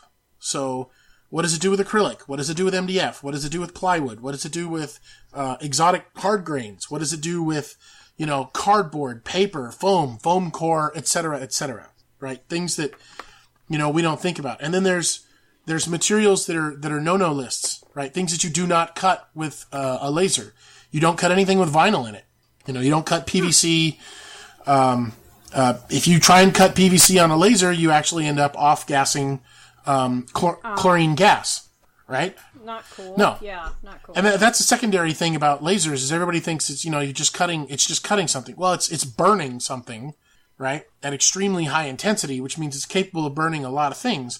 And it's the gas that's released afterwards, like walking into a nail salon, they got all the acrylic gel. Oh God, yes. So when you burn acrylic, that's what it smells like. Those nail salons just do an exothermic chemical reaction on the gel. My laser actually just physically burns the shit with this, a really high-pitched flame. That's really all it's doing. So if you cut acrylic, it's got to be well ventilated. Okay, I'm also an OSHA instructor, so if my OSHA comes out, just tell me to shut up. I was wondering, actually, well, I was kind of in the same line. What about, you know, wood is going to vary in its consistency. It's going to vary in its quality. It just, I mean, there's going to be places where maybe there's knots or whatever in your pieces. What happens when the laser encounters that kind of stuff? It just depends on the material, right? So, plywood or any kind of finished grain, composite wood material that's non-natural has a glue binding agent, whether it's two pieces sandwiches between the finished layer or et cetera, et cetera. There's glue. And what I come to find out, and this is a really interesting one, is different manufacturers put different layers of glitter inside their glue. Oh my God. Yeah. So they can identify if it's their brand or not. Nice. And nobody really ever thought of that being a problem because, you know, when you're cutting through it with a skill saw, who gives a shit what the microns of glitter is inside the glue or what the glitter is made of? Is it a metallic shaving? The lasers reflect. Yeah. And not only will they reflect, if the glitter is made of metal, it won't cut it. So you'll get an inconsistent cut. If it's a plasticine or, you know, any type of, polyethylene or polystyrene glitter flake, then, you know, it'll melt instead of just burn away. You got more gas too. Well, you always got a vent. Like, so, every machine comes with a pump ventilator, and I had mine pumping outside. Thankfully, when you're doing mostly wood, it smells like campfire a lot. So it's, it's not really all that bad. But when you start doing other stuff, you can really smell it. And it outputs a lot of soot when you're doing wood because, again, you're burning it, right? So burning it, yeah. So it's gonna be very highly. Yeah, it's real sooty. And depending on what you're doing and depending on how you're cutting it, so it's a lot of time invested into getting one thing out the door. The next step in the process is really understanding whether or not you're making something for you, if you're making something as a gift, or if you're making something to sell. Because how you design something matters in those three realms. If I had to design something for me personally to use, it would look nothing like what I sell. Because I don't make what I make for me. I enjoy what I make, and there's elements of me in it. But to sell it, it's got to appeal to a broader audience, you know? So there's things about it I didn't originally intend to do that work, and I think they're cool, but they're not what I want, you know? So I got to balance that. And then you have to teach the machine how to manufacture, you know, in sufficient quantity and speed that you even have the ability to make money on the part. And this is something that leads me to one of my biggest gripes in the industry as a whole is people that bitch about hobby products being expensive, especially from fledgling companies and young companies, where you'll get a lot of people that go, that's too expensive. You need to drop your price. And, listen, it is ridiculously expensive to produce things in America because, and if I have to pay somebody, they're not being paid, you know, like a half a hot dog a day. You know, it's these people have families to feed, which means I either have to do it myself, which is what Carl is doing. Carl is now cutting like a madman and basically has no free time, which is why we bought the laser to do it in house. And to outsource more later, what's got to happen? I now have to buy a second machine, and now I got to have somebody run two machines, and then I'm going to have to buy more. And that's how these things go. I like to call them sister companies of mine. I don't really consider people in the same line of work as me as competition because I think they make amazing products. So I consider them sister companies. But Broken Token, for example, I had a chance to meet them at Gamma last year. Super nice people. They make a great product. If, you know, they have a great material. But I was talking to them about some of the hurdles that I've gone through because they've gone through them themselves. And, you know, they're operating a small warehouse that's running 14 machines 6 days a week. Wow. You know, and that's incredible. Yeah, it's because, you know, with laser cutting, you can't do more than one layer. You can't stack 5 deep and just cut it because, you know, good old chemistry, if you put a thin layer of smoke between two sheets and you superheat it, you'll get fire. So the risk of burning your house down, which has almost happened to me twice, by the way, it's really high. So, yes, it's simple in terms of can folks get it? Yes. If you want to do anything with it more than tinker, spend a lot of time learning what you're doing. Or you can have some really, really dire consequences.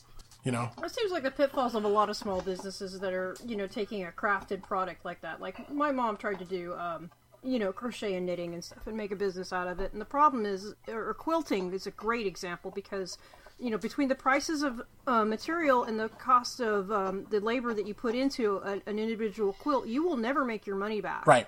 It is simply too labor intensive, and people cannot either cannot afford to pay for it or do not want to, Right. So you are literally cutting your own throat, as it were, to try to sell it at even a couple $100. Yeah. It's just incredible. And truth be told, I have never made a single dime from any of my laser cutting stuff.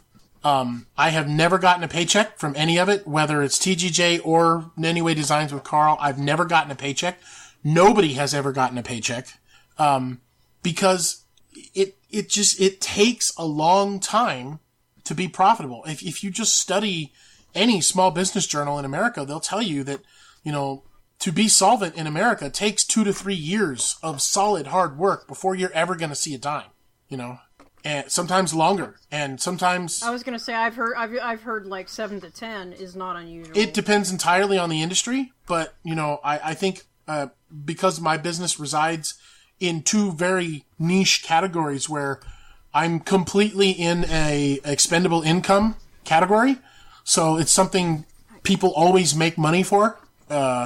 It's a little different. I'm not in a commodities market, which can go up or down, right, depending on the economy. And right. The next one is that the product that I make in particular is actually very broad stroke and applies to a lot of different hobbies in different ways. It's all in a matter of how I market the product, but right now we are focusing on the community that we enjoy because it's something I think my community would enjoy, and it's something that I can get the word out about faster because I'm passionate about it.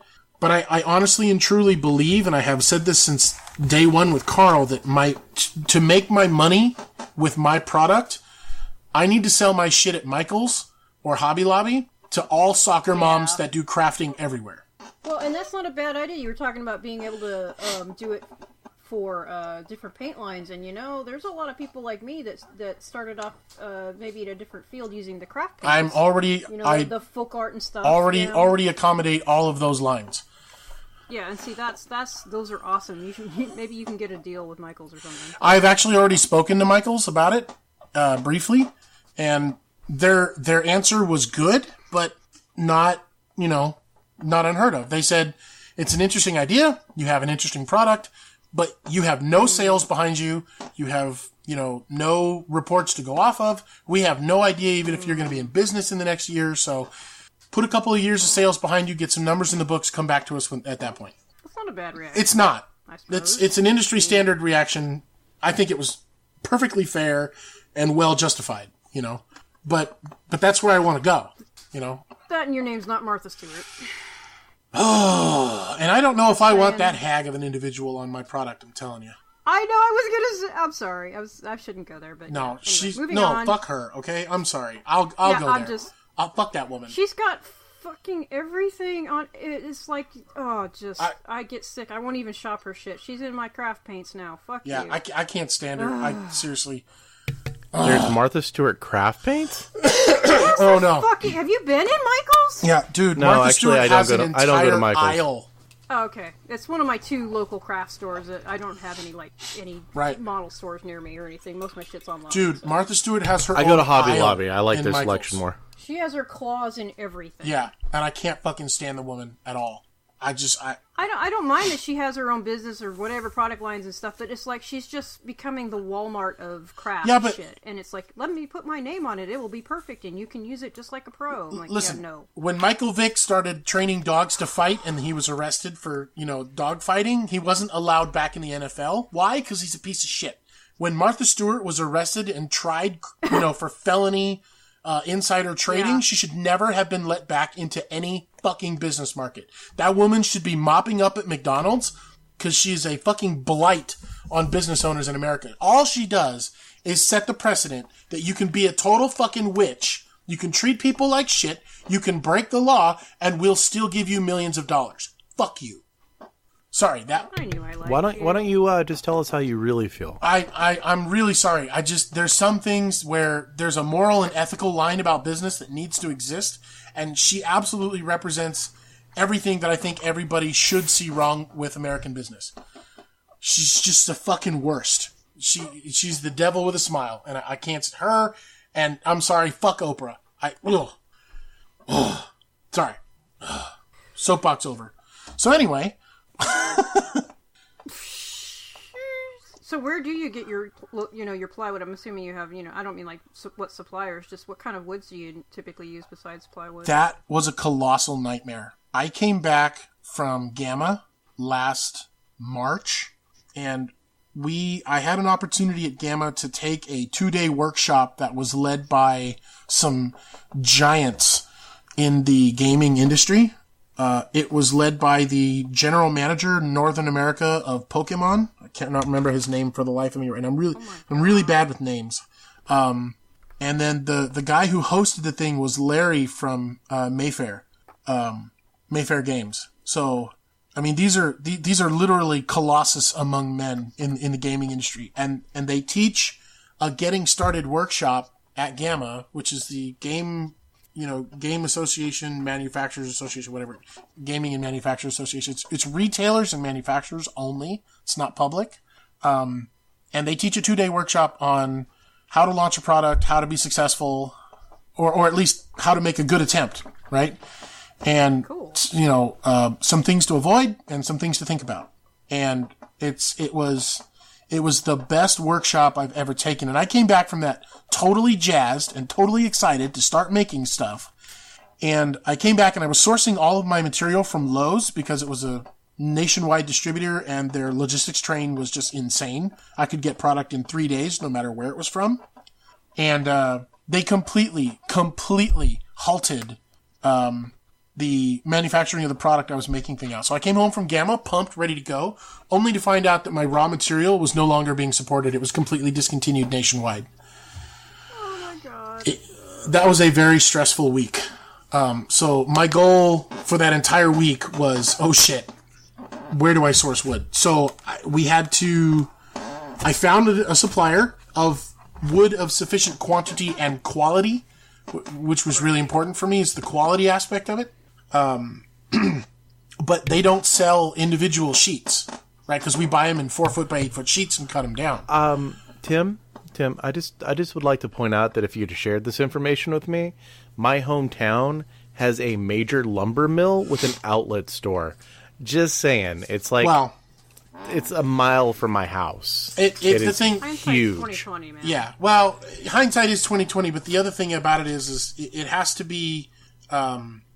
I went to like a bunch of different lumber distributors out here, and they called every lumber yard they knew of, and the type of product that I'm looking for, which is called a two-sided finished line, where both sides of the product have a finished grain to it, or what they call a two-good side ply, is not very commonly produced, and it's almost exclusively produced in Asia.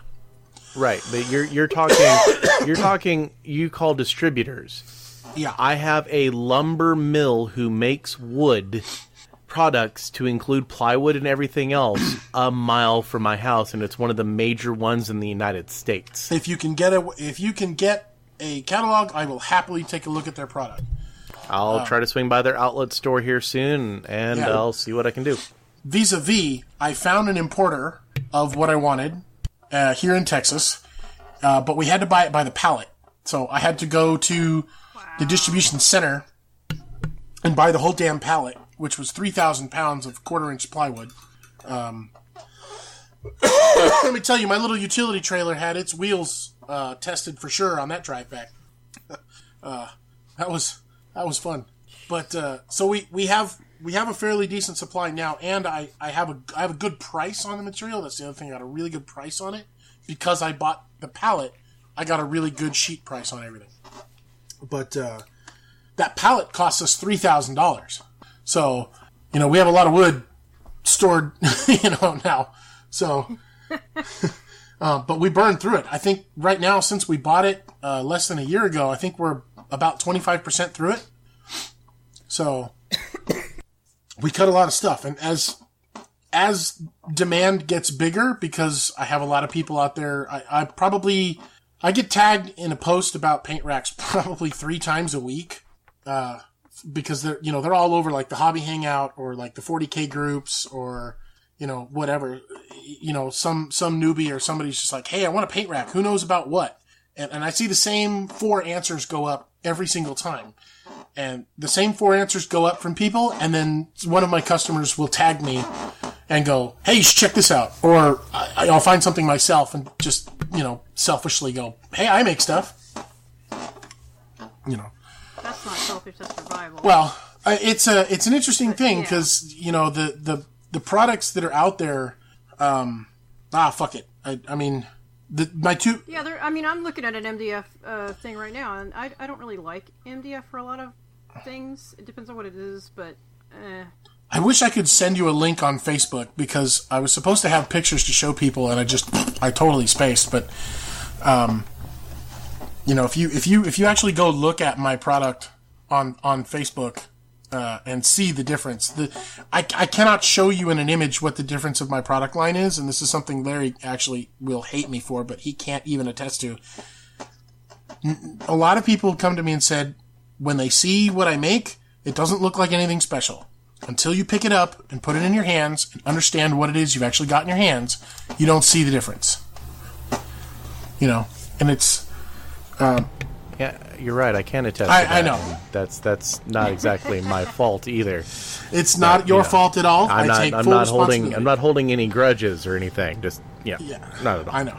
I'm aware. I'm just letting you know I'm aware. It's okay. But, I get a lot of people that see my stuff at shows, and that's the first thing they remember is they pick it up and, oh, holy shit, it's not MDF. No, I don't make things out of MDF. I think it's a terrible material. But the 2 biggest things that people recommend on those, 3. The first thing that gets recommended right off the bat is nail polish holders. We talked about that. That's the first thing. The second one is people throw out the Hobby Zone, the guys from Poland. But I recently found out they have Hobby Zone USA, so they now have a U.S. importer for their products directly. So they're now doing U.S. distribution for Hobby Zone products. And the thing about their products is it's not all laser cut. Some of it's machined. So it's a very unique assembly process, which I kind of admire because I like machining. I think it can do a lot of wonderful things. But I don't like MDF. And I have customers who have spent a lot of money on Hobby Zone products and really enjoyed them. And let's be honest, they're real pretty. When they're all built and said and done, aesthetically, they are very pretty. But they don't stand the test of time. In high humid areas. Some people have had nothing but luck and they love them, and that's great. And if you're one of them, I'm extremely happy that you're happy with your product, because I have no beef with them. But my customers here in Texas, when it's hot and humid in the summer, or that shit gets wet, it collapses. And then what? You can't put MDF back together once it's wet or broken. It's not wood. It's paper. So when it folds, it's not even sawdust. It's literally paper. MDF is compressed fiberboard, medium density fiberboard. It is paper. It is produced in the same way you make paper. It's just thicker and compressed more. That's it. So once it's gone, it's gone. You don't fix fiberboard. You replace it. So, I pride myself on making something that stands the test of time, which kind of sucks because if you think about it, I'm screwing myself out of my own customer shit because I'm kind of building things the Hoover vacuum way, where you're going to buy it once and you're never going to need to replace it unless you do something stupid. I don't warranty stupid. If anybody out there is questioning, I I got people that complain that I don't have instructions. One guy got really pissed off, went on this, tirade about how, I was being a dick because I didn't supply one of my customers with instructions, and the guy Matt who made the video. And Matt's like, "What are you talking about? They're not being dicks. They're just a small company and they don't have instructions made." Well, that's a dick move. Like, well, I kind of think it's nice that I sent a guy a product line that's got a lot of moving parts that he didn't have to have instructions for, and it was still built and works.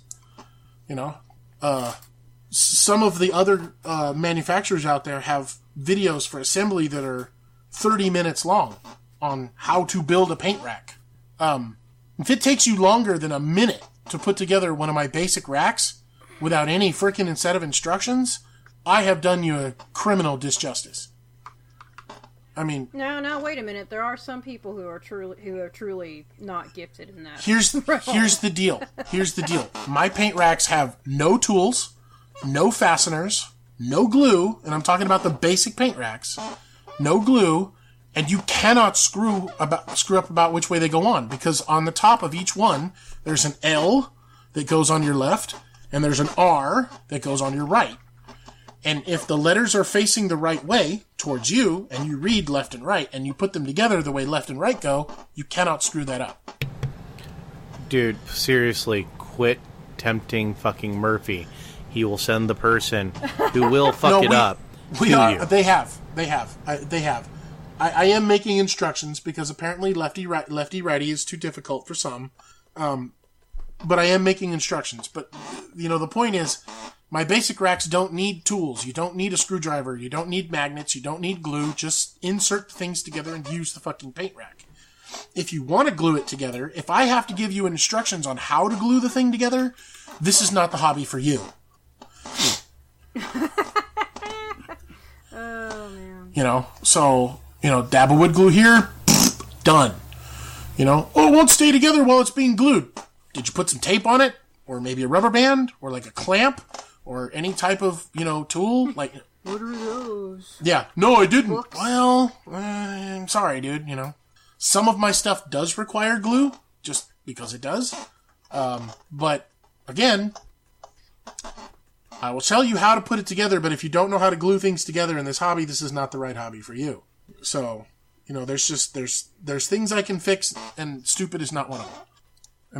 Well, there's some people are really new too, and I don't know. I don't have problems putting most things together, so I wouldn't probably be looking for instructions per se. Yeah. But I know some people like to immediately go to the knee-jerk response of, "Oh, where's the YouTube video on how to make this thing work?" Yep, and I'm gonna make one. It's basically a box. It's got 4 sides. What do you need? I'm gonna make a YouTube video because at this day and age, I just have to. I have to.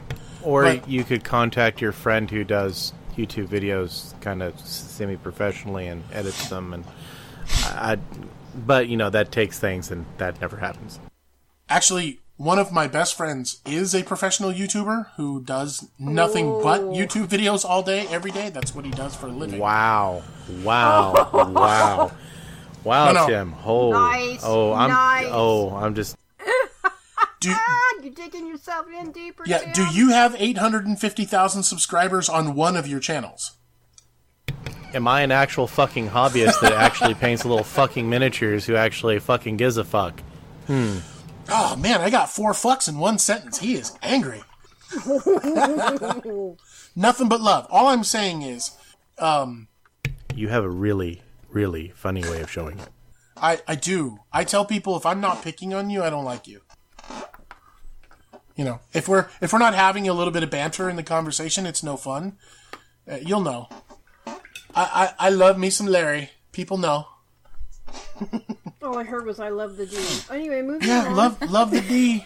Love the D. Anyway. So, yeah. Yeah. So, in short, what's hard for me is getting off the ground with a product like what I got is I got to fight people's, what is the word predisposed misconceptions to what the industry brings, because the hobbying industry is so used to laser cut MDF because it's what everybody makes shit out of that I can't break through. I'm having a really hard time breaking through that barrier except by word of mouth. And I am a small business, and I have 2 distributors that want to pick me up, but I'm hitting that wall of I can't make enough fast enough to meet that demand. It takes money, and what Carl and I are really proud of right now is, yes, even though we don't have a lot of money anymore, we have no debt, right? Everything was paid for cash. So, our company doesn't have any debt. If there's no reason for us to go out of business because we don't carry any debt. So if we buy another machine, we're not going to finance a machine. We're going to buy another machine, and then we will own 2 of them so that I never have to worry about NEWay Designs going out of business because we're just not going to leverage our money that way. Every financial planner I've talked to, including the guys at Gamma, were like, you need to get a business loan, and you need to buy these machines, and you need to have all this, but that's overhead. And if I don't make payments on those for 3 months, because, it gets to be like, July, when shit kind of dries up a little bit, then I have no more shop, and I just can't do that. So we're going to stay small until we get bigger. And it slows you down a little bit, but then at the same time you're safer. It's going to slow us down, but I just think that allows me more time to establish myself with what I've got. Again, we're not the cheapest. We're not the fastest. I'm obviously not the most politically correct, but I think I make a good product and I stand behind it. And if you hate it, well, then send it back, or, I'll make sure you get what you ordered when you order it. That's kind of a critical thing for me. I want to produce a quality product, but quality things cost a little bit more money. The average set that people buy from me is between $500 and $600. Wow. But it's, well, obviously it works for some people. Look at GW. They have good quality and they still have high prices, but people are willing to buy that. To pay for. You want to see something really awesome? Hold on, let me see here.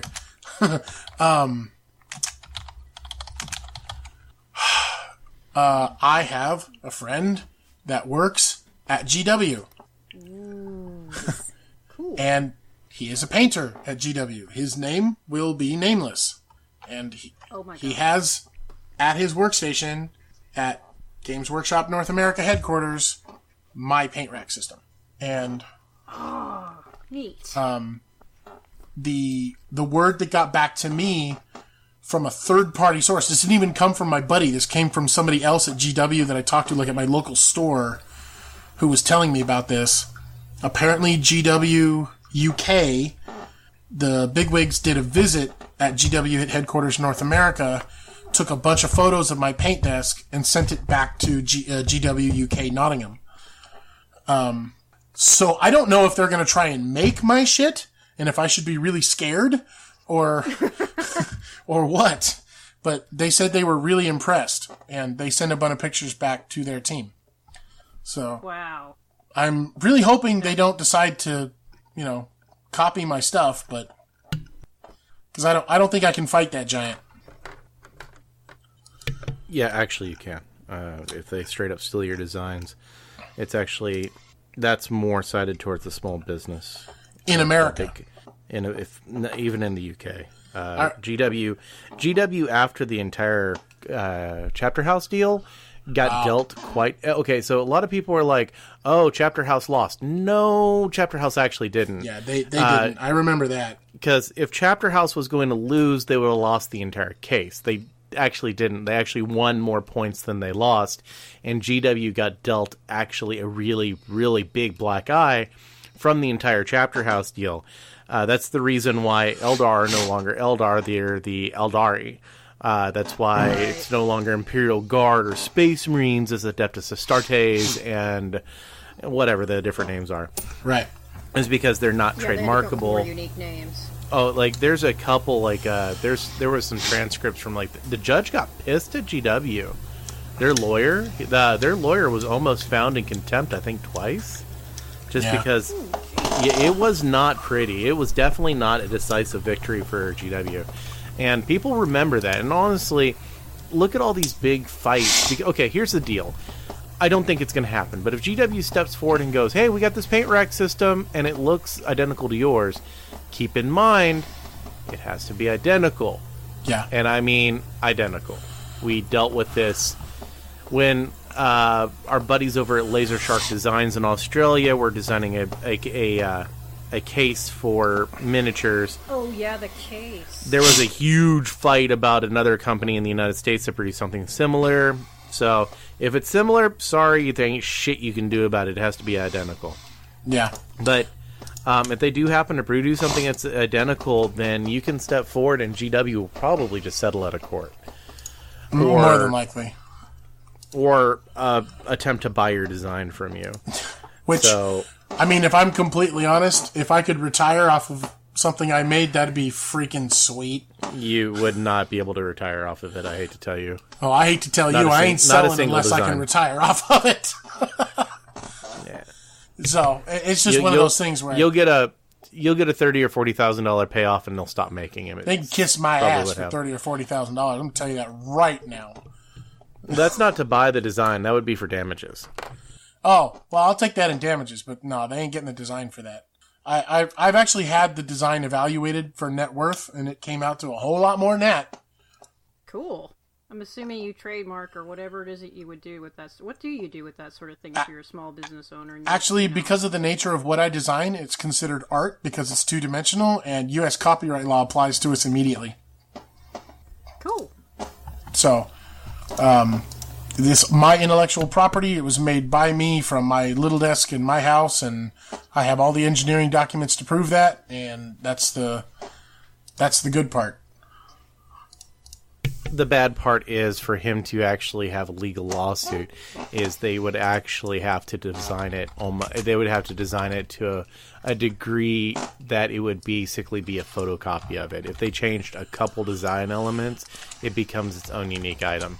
What he would actually have to do is he would actually have to have something in his product that's patentable, that is protectable, because at that point, with your product, what you need to do is actually patent the design, and it has to have a design element that is unique to it, such as a fastener system or something that makes it stand out versus everything else for the legal lawsuit type deal on it.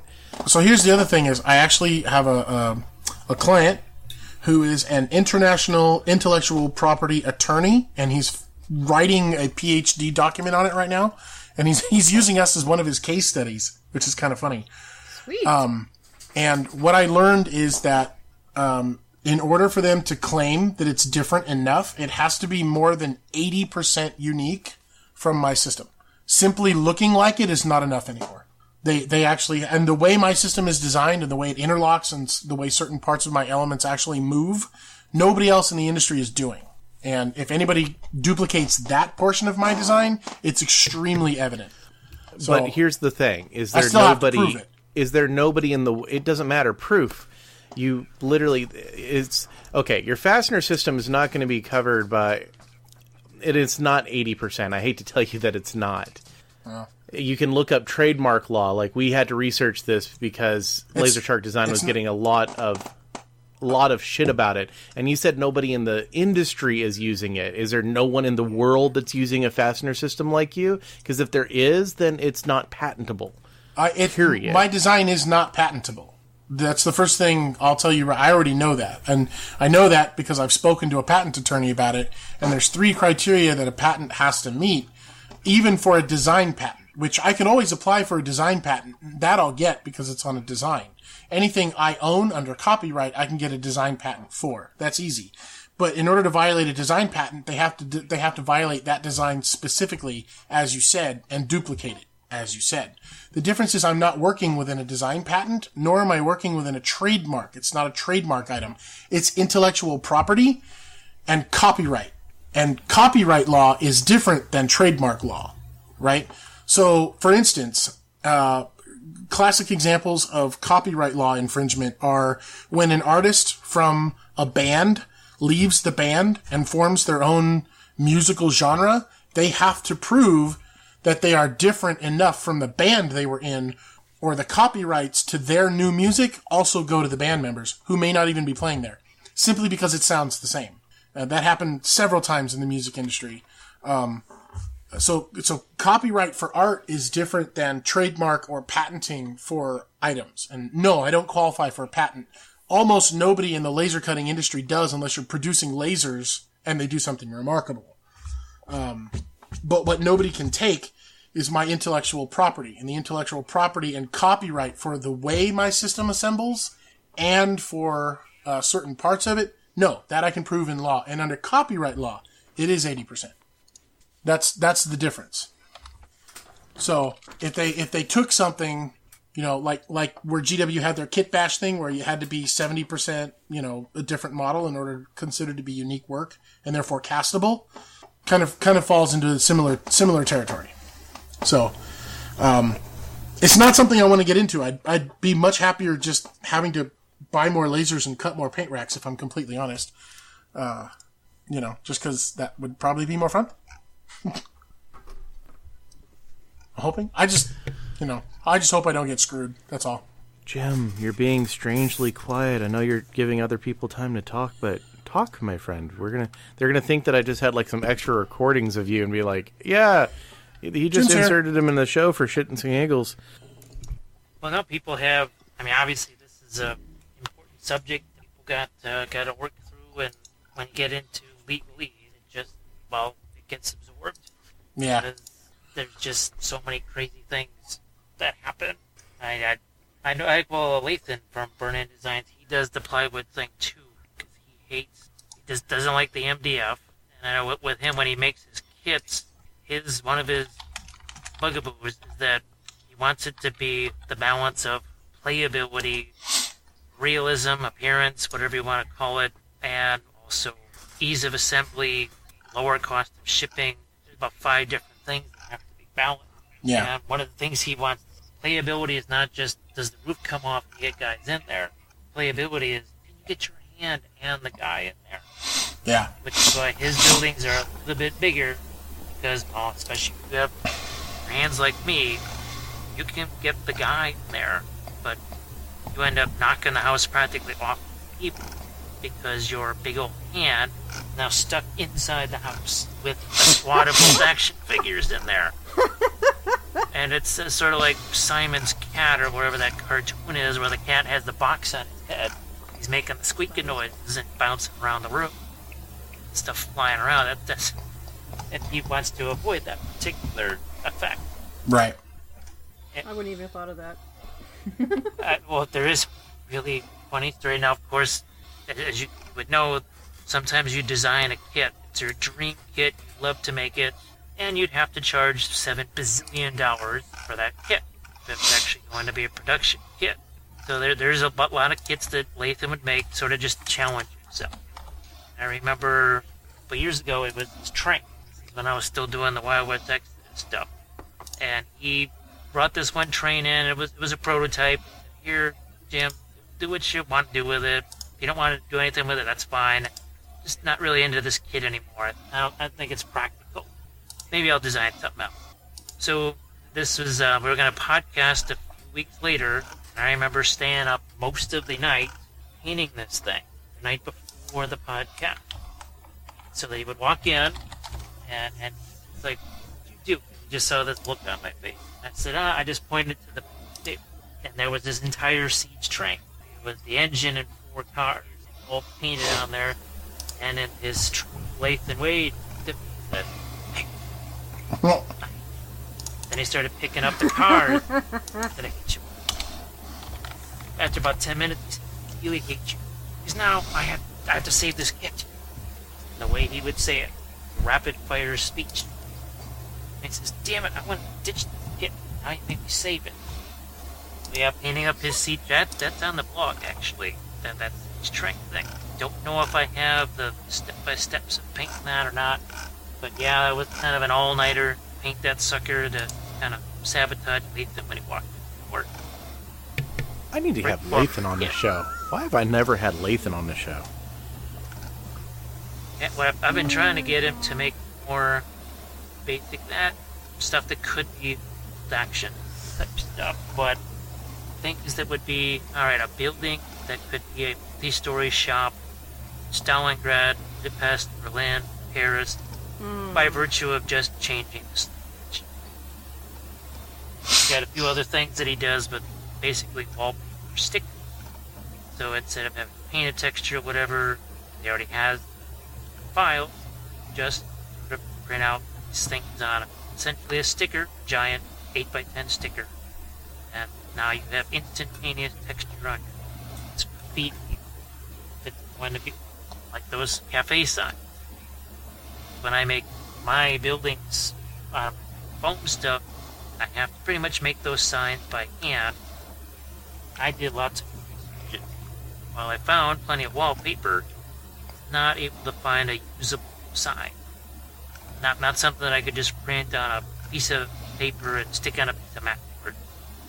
That was at a funny angle or something, and you have to kind of futz it. They were at a... It's easier just to draw it. And I screw it. It's easier for me just to freehand this sucker on there. That's kind of how it is sometimes with vehicle decals. The hell with this thing. I can freehand it faster. A lot less swear words. Oh my gosh, Kathy. Usually tell. She knows I'm working on a historic thing. There's a lot of sweat. Knows exactly which phase of it I'm watching. That would be messy. Damn. Yeah.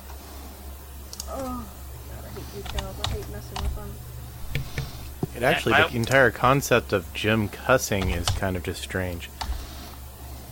Well, just ask Kathy what it was like. Well, I don't know, earlier today, when 4 hours, I was trying to... No, this was 2 days ago. I was trying to print the label on the post office website. And I only found out after 3 hours of swear words that I still don't even know what they mean yet. I'm pretty sure that if a linguist had a recording of my swearing, he's created a whole language. It's never been heard. And it was a continuous chain of just swear words. Hours. Kathy's like, you have to throw in verbs and adjectives. It just can't be one thing. Gotta give me something else. Well, I found out that if I copied and pasted the Norwegian address because it's a 50-letter name. One of the letters, the 2 dots, the A. Yeah. If you do that on the post office website, it now thinks that you are from a foreign alien country, and you will not be able not only not label, you can't do anything, and it just basically hoses the entire. It's like you're trying to hose the site. That's a little PSA there for folks who are trying to send something via the post office. Any country that has unusual character. So yeah, that was then today. I was trying to ship label, but I'm assuming because everybody else and their dog is trying to ship stuff, post office website was not exactly in running condition, we'll put it that way. Right.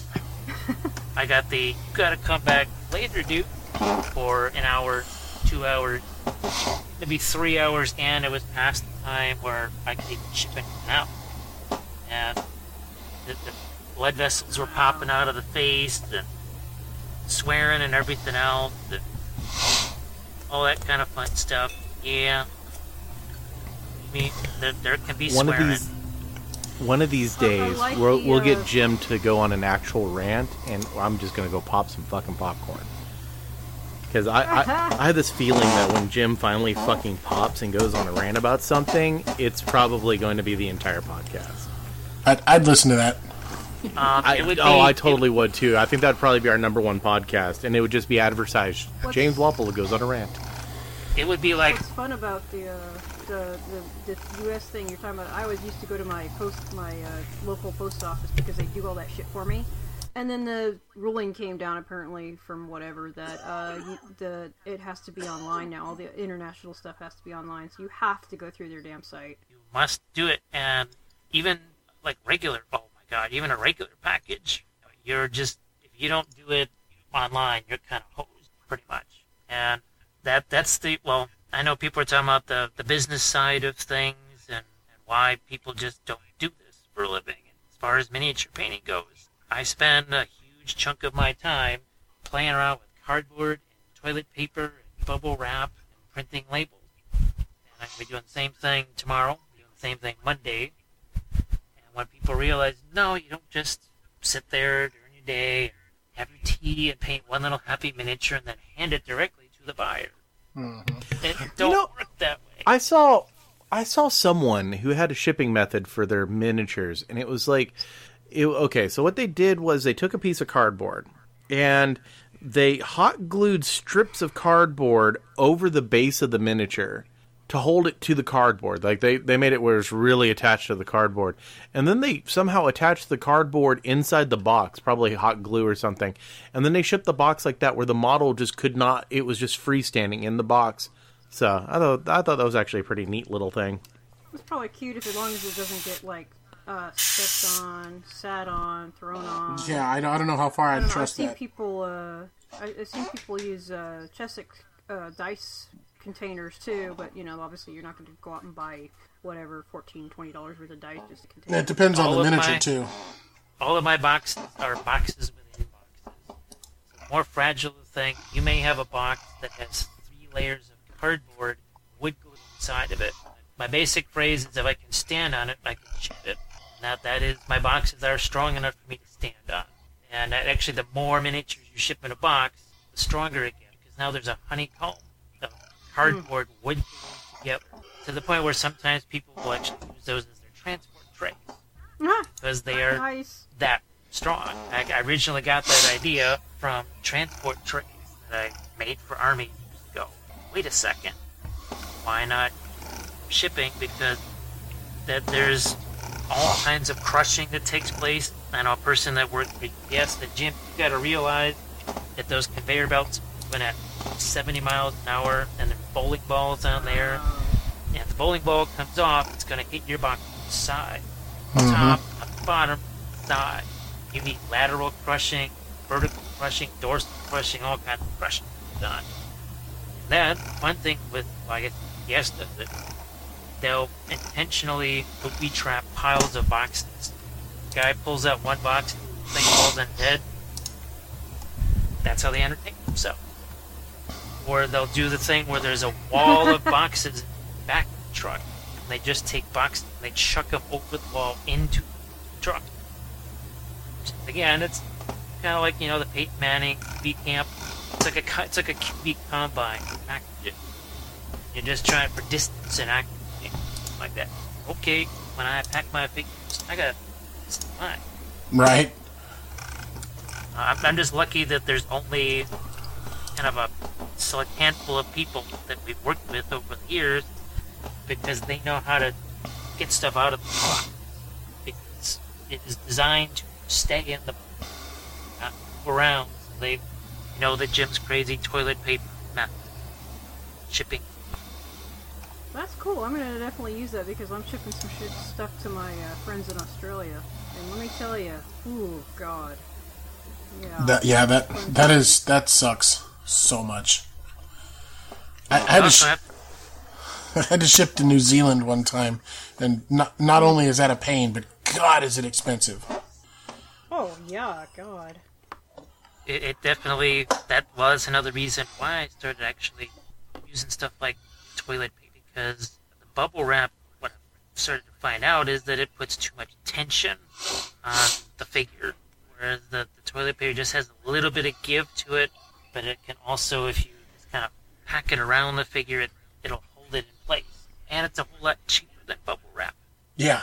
It's bubble wrap really, we were going to Home Depot to buy it in 200-foot rolls and coming home with 3 rolls. Wow. And then I said, well, it's those rolls of toilet paper, 4 rolls for $1.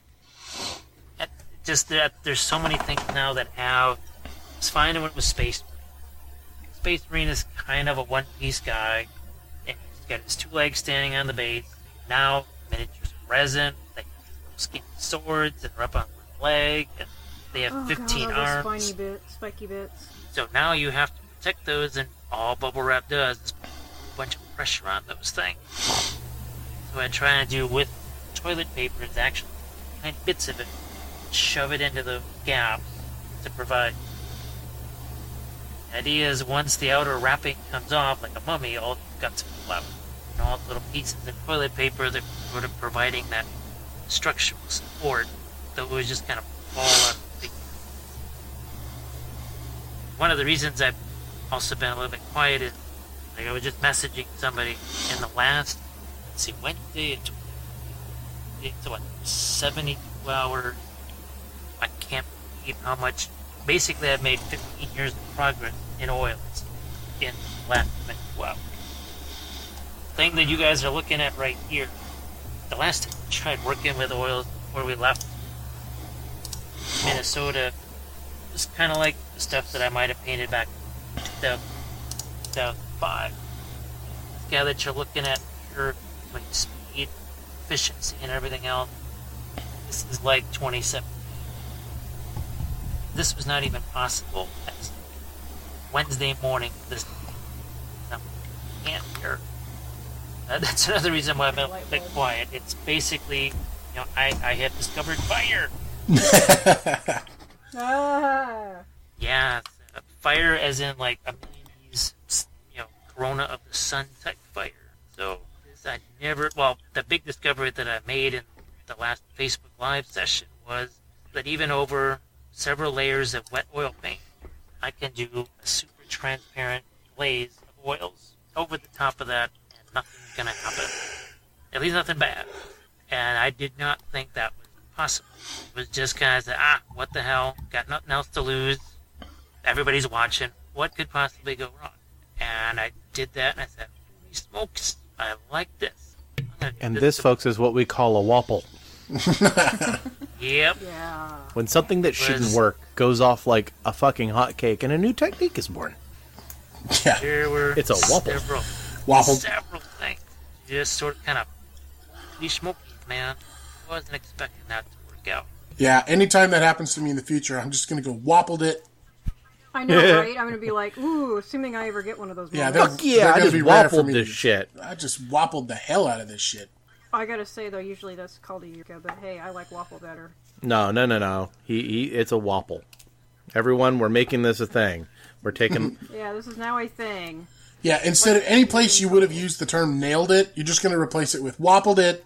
This has been wappled. Yeah, hell yeah. Well, geez, now that means there's got to be t-shirts. Just like I agree. Top battle guys, they all got their own catchphrases on t-shirts. I'd rock a wappled it baby. t-shirt, for sure. Oh, yeah, dude, we totally need Team Wapple shirts. Yeah, well, we made Team Wapple shirts for... Can we get Team Models Workshop shirts first, please? Just throwing it out there, and then we can put it on the back and just say Waffle. Yes! So maybe you do need to use one of those Badger airbrushes there for the bigger Patriot Extreme, whatever. Have you seen my t-shirts? Uh-oh. You okay, Ree? What? No, I have t-shirts that have a picture of a rack over where your chest should be, and it says my eyes are up here. There's an arrow pointing to my face. Oh, nice. Hey, one of my... Yeah, that's nice. That would be a good Halloween thing. My business partner freaking hates those t-shirts. Your business partner, from what I can gather, hates a lot of things. He wants us to be very respectful. He says it's too crass and too tasteless. And I'm like, dude, I know more women that want to buy my shirts than men. He doesn't understand the hobby thing, does he? He does. He does. He just... Okay. He thinks it's hilarious, but he doesn't want us to sell it as a product. I would totally buy Why? Why? Like, seriously, what? No, like I said, that's his whole thing. He wants us to have a good public image, and he doesn't want it to be demeaning or offensive. And I'm like, dude, there's nothing in this hobby we can do where somebody's not going to find it demeaning or offensive, no matter what we do. I just gotta find a t-shirt manufacturer that can make them. And I made 10 of them for Lynn and Michelle and Brandon and a couple other customers that wanted some who were going to Gen Con. So there were some floating around Gen Con last year, briefly. But, basically, everyone not named Larry. You got it. No, not everybody. There was a lot of... Yeji didn't get one. Clint didn't get one. There's a lot of people that didn't get them. I only made 10, and I kept 2 of them for myself and my wife. Everyone that's not part of Models Workshop. Got it. That's good to know. All right. You know what? Eat shit and die. Or as my dear friend says, you know what? Go die in a fire. Which I'm not sure if she's telling me to die in a fire or color my hair in the entranceway of my home. Yeah, that was a little more Aussie than New York, just saying. It could have been. But that is how she says it. That's funny, though. You know what? Just shut up and go die in a foyer. What, is it fire or foyer? What are we, I didn't, yeah. The one thing you guys must do when Lynn does come on is when she says something in heavy New York, whatever, I just want you to ask her how to spell that. That's all I want you to ask her. Oh, how do you spell that? Oh, she fucking hates that. I don't fucking know. She hates that so much, dude. Well, as a transplant here in the South, yeah, I understand. It's really funny, though. Okay, so knowing that Lynn... First person I ever heard with an accent. So knowing Lynn lived in Texas and had been for a while, the first time that I actually spoke with Lynn, which was on the podcast, completely took me off guard. Totally. I was sitting there, I'm like, you've been living in Texas? Okay. Did you not watch any of her little YouTube things, or is that more recent? Those are more recent. Her YouTube videos are more recent. You have to remember, she was on. Okay. She was one of the first guests on the podcast. She was like episode 4, so she's been on the show. Yeah, so she talked, and I was like, well, okay, so I've had her phone number forever, and I usually text her because I know she has a hearing issue. Little did I know that she can actually talk on the phone just fine. So I never called her. So the first time she actually hopped on, I was actually worried. I felt like asking her, like, so do we need some special accommodations? Do you need a TDD device? Or no, she's only deaf in one ear. If she puts it in her other ear, she's fine. Yeah, she didn't tell me that. She just said I'm deaf. Oh, so I'm like, well, okay. The funny part with Lynn is she's usually just so goddamn busy that she's usually doing 5 things at once, even if you are talking to her on the phone. Yeah. Definitely one of my favorite people I've met since the get-go of this hobby. The other wild thing that I discovered is that those things that I was painting Wednesday in oils, completely in oils, they are semi. So that could, well, it's only in the 50s. It's not like it's teens or 20s like it normally is. There's plenty of humidity in the air. So the air is dry. Now, of course, I think it could be that I'm thinning down the paints, obviously, for the most part, of the consistency of regular miniature. But, yeah, these things, I was really surprised. I thought they would be sort of on the tacky side, but I looked at them and there was no shininess to them at all. No, these things can't be dry. So, yeah, there's got here. This was the one that I did in the last Facebook Live here, which the one podcast can't see, but they can see this. Actually, I just put up a vlog with pictures of you guys. There's links to the Facebook Live session. I was even messing around with another thing here. Just trying to... This is another one where I was doing those transparent... God damn it. Super transparent glazes right over wet paint. And I really expected it to turn into some kind of a mess, but I tried to follow the same axiom that I say all the time.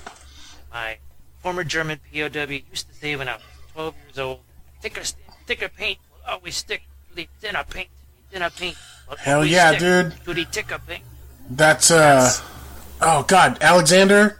Bill Alexander. Bill Alexander, that's right, baby. I love me some Bill Alexander.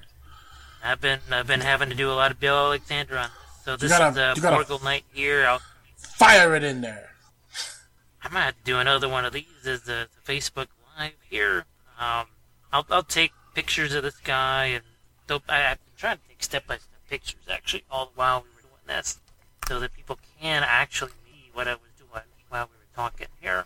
I want to see the Wapple Alexander video where you paint like Bill Alexander, like just wear a Hawaiian shirt with a big palette and just, you gotta take the thing and fire it on in, and, magic happens.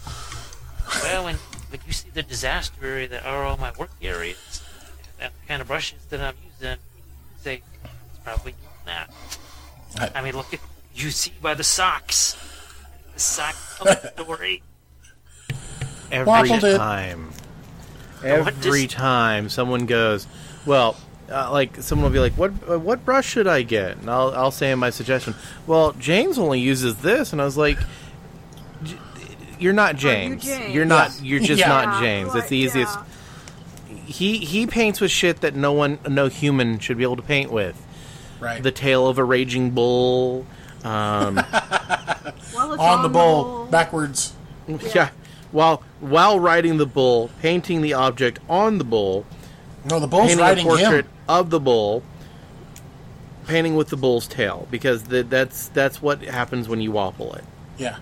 Wobbled it. Yeah, like, and I don't mean any disrespect when I say this type of stuff, James, but honestly, like, you are so nonchalant about the techniques you use. You're just like, yeah, I just did this thing and I tried it and look and it worked. And like, I could try that with any number of things and be like, yeah, look at this. I fucked this up so bad.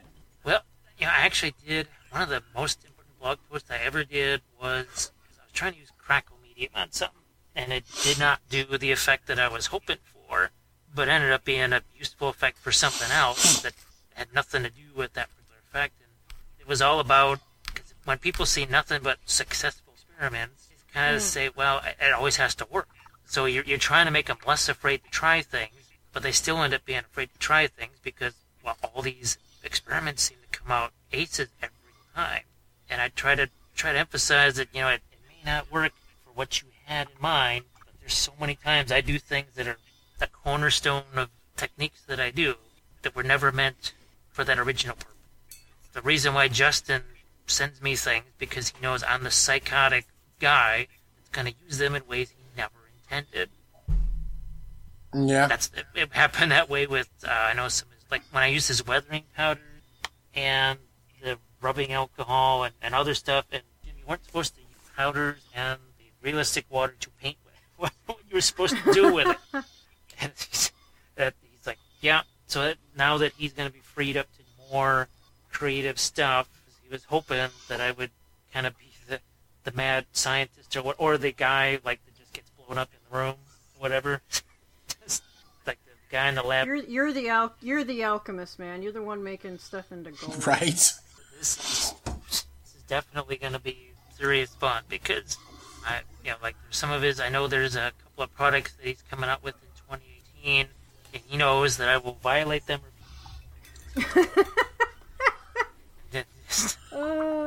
Because that's apparently what I do. I'm there to break stuff. That's a good tagline. I'm just here to break things. I break stuff. Violated by wobble. That's a whole different kind of party. Yeah, that's a different kind of t-shirt there. Design on the wobble t-shirt, I suppose. Might have to get Kathy's permission for that one. Oh, actually, now you're talking about t-shirts. Kathy's pet peeve is always make them in the women's cut. Don't just have the black and gray tents. I do pride myself that half of the t-shirts I made were women's t-shirts. I hate women's cut. See, no, I'm with Kathy. I'd rather have a women's. That baby doll cut. Rather have a women's cut. I can't stand it. I don't like anything binding. Men are rectangles, though. I don't care. I'm a rectangle. Or whatever. I blame my mom for giving me my brother's hand-me-downs for years. I just put it that way. I'm more comfortable in a man's t-shirt. I don't like the way that the women's fit at all. They're just I was the youngest of 7, but a question your appearance. So is it any wonder why I jump for everything? Nope. No, that explains a lot, actually. Yeah. My mom was Depression era, and she was not in a large family, but I'm baby number 5 of 7. And we've learned to make do a little bit, too. Not as much as she had to, though. Yeah, that was my grandma. My grandmother was Depression era Dust Bowl in Oklahoma. So... Oh, my grandma was in Kansas. That was my grandma pretty much raised me with the philosophy, and my dad. You didn't throw shit away, you fixed it. Yeah, that's like our family motto. I swear to God. Yeah. I fix stuff. My dad taught me, like, if you break something, by God, you're gonna learn how to fix it. And it didn't matter what it was. Why are you throwing that perfectly good chair away? All you need is a little, shim under the Oh, side. no, my dad, I practically spent a bunch of my childhood learning basic construction, like, how to do sheetrock, how to paint, how to tear down a wall, how to run electrical lines, how to change plumbing, how to change a toilet, it was almost mandated from my dad that I learn how to repair my house, which has been helpful because I don't call I don't call people very often to fix stuff around the house. I just fix it. Yeah, we do the same. Well, I would say we do the same, but I mean I do the same. Yeah. Hubby does nothing in that sense. No, he is not. We fix. If it breaks, we fix. If it's fixable, there's a lot of things nowadays that just aren't. Yeah, they're not. They're planned obsolescence and all that. They're made to be. Yeah, they're not made to last. Yeah, like anything from Apple. Two of my brothers work for Yeah, Apple. I grew up in the Bay Area, so I spent a lot of time. I'm from San Jose originally. My dad's construction business. I went to Apple a lot of times. And let me tell you, it is not as magical as a lot of people would like to think. Oh no!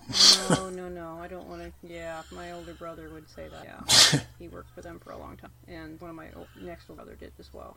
And we got a crafty family. Everybody does a lot of. My mom did a lot of oil painting. Yep. My youngest son is getting into oil paint or wanting to, And I arson. don't know. We'll see.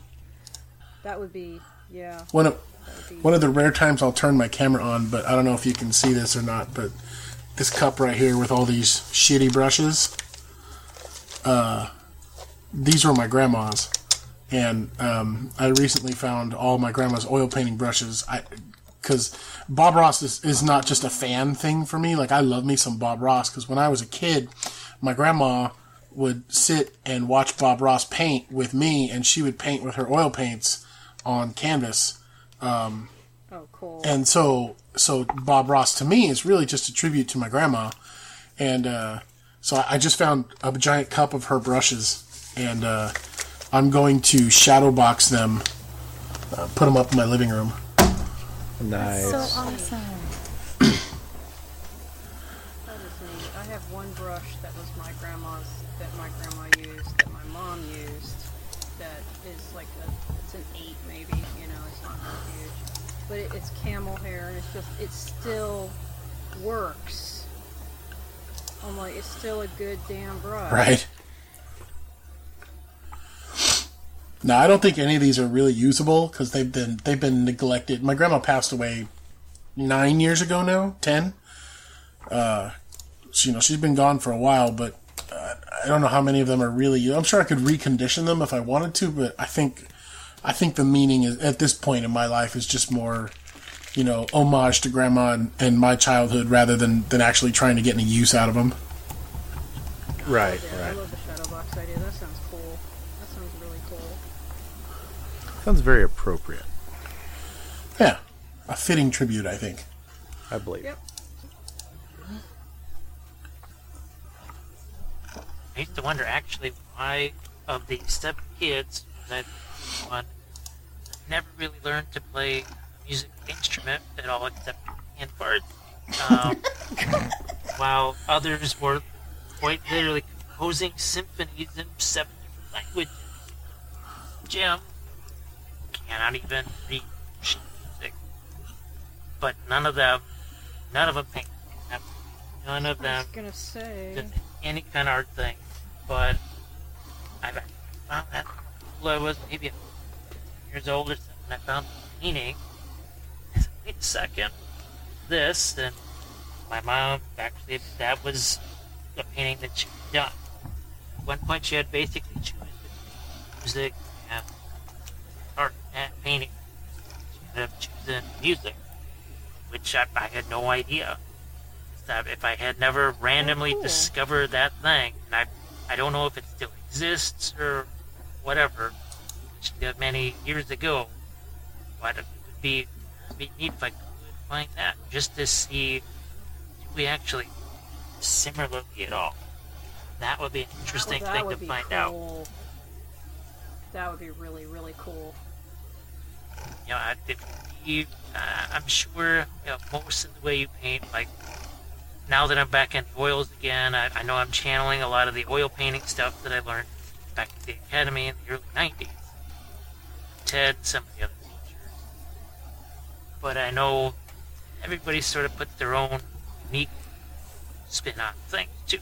So I don't know if there's anything, I don't know, our mindset or whatever we focus on that would make that painting I don't know.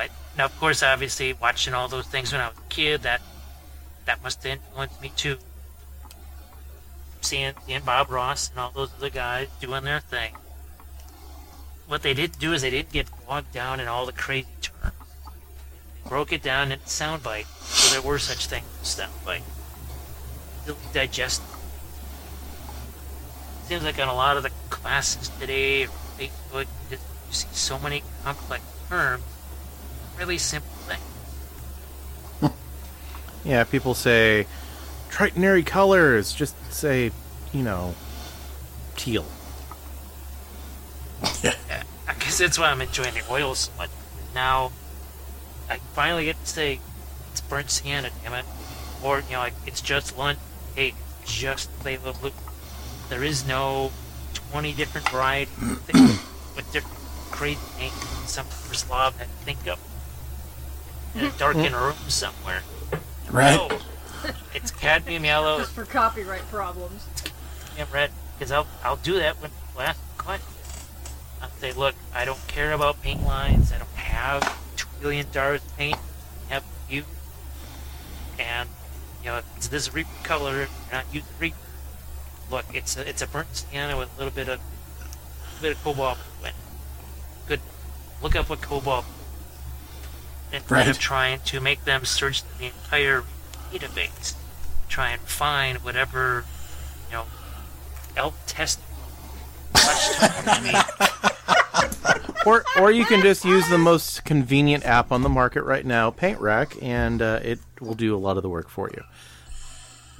Yeah, well, I now have to go find elf testicle pink. Well, there is Drow Nipple Probably is out Purple, there, so though, just, Well, I'm painting with it right now. I do own That's mixed Drow right Nipple here. Purple, by the way. okay. Is there a story behind that particular paint? Like, Yes. someone said something about. I mentioned it, and it was kind of like they looked at me like, we don't talk about that paint anymore. Like something happened with that paint that So the like only way bad juju. the only way you could get a bottle of Drow Nipple Purple was at ReaperCon 2016, right? And you had to get it. You had to find Ann Forrester. You had to ask her to tell you a story about Drow Nipples, and then she'd give you a bottle of the paint. She'd give you a thing for your badge, and then she'd tell you the story. The story's actually pretty short. They were sitting in a conference room coming up with colors. They were talking about Drow elves and the colors that were needed to paint Drow elves, right? And somebody, I don't remember who she said it was, but somebody brought up the point, well, if their skin is this color, on highlight and shade and whatever, what color are their nipples? Because, with pigmentation being what it is, what color would... You're gonna have more melon in there. Yeah, well, I mean, it's a legitimate, question in terms of skin pigments. And so they said, what color would Drow Nipple Purple be? So Anne actually went back to her desk and, tried to figure out what, if you had to paint Drow nipples, what color would they be? And it came out this color purple. And she brought it to the table and said, hey, I made Drow Nipple Purple. They all had a good laugh. And they said, there is no way we're producing a color called Drow Nipple Purple. But she did make, a number of them in samples to give out at the show. And I think the color is still available. It's just not called Drow Nipple Purple. Well, no, there was another story. I mentioned Drow Nipple Purple, and I'm trying to remember who the hell I mentioned it to. And they almost treated it like fucking Fight Club. Like, the first rule of Drow Nipple Purple is you don't talk about Drow Nipple Purple. And I was like, okay. I don't know if they were salty because they didn't get a bottle of it at ReaperCon or what. But it was like a little testy, and I was like, it's not testicles, guys. It's nipples. Let's focus on the nipples. I don't know. It was just really strange. It was like, okay. Yeah, I don't know. I don't think any reason why they would be all hurt about that. I mean, I'm trying to remember who the fuck it was. It was just really off. It was just really caught me off guard. Like, okay, I just thought it was a paint color, but all right. Yeah, I don't think it's anybody from Reaper because they all think it's really funny. Like, if you ask Brian, he'll laugh about it. No, it definitely wasn't anyone from Reaper because I don't talk with a lot of people from Reaper.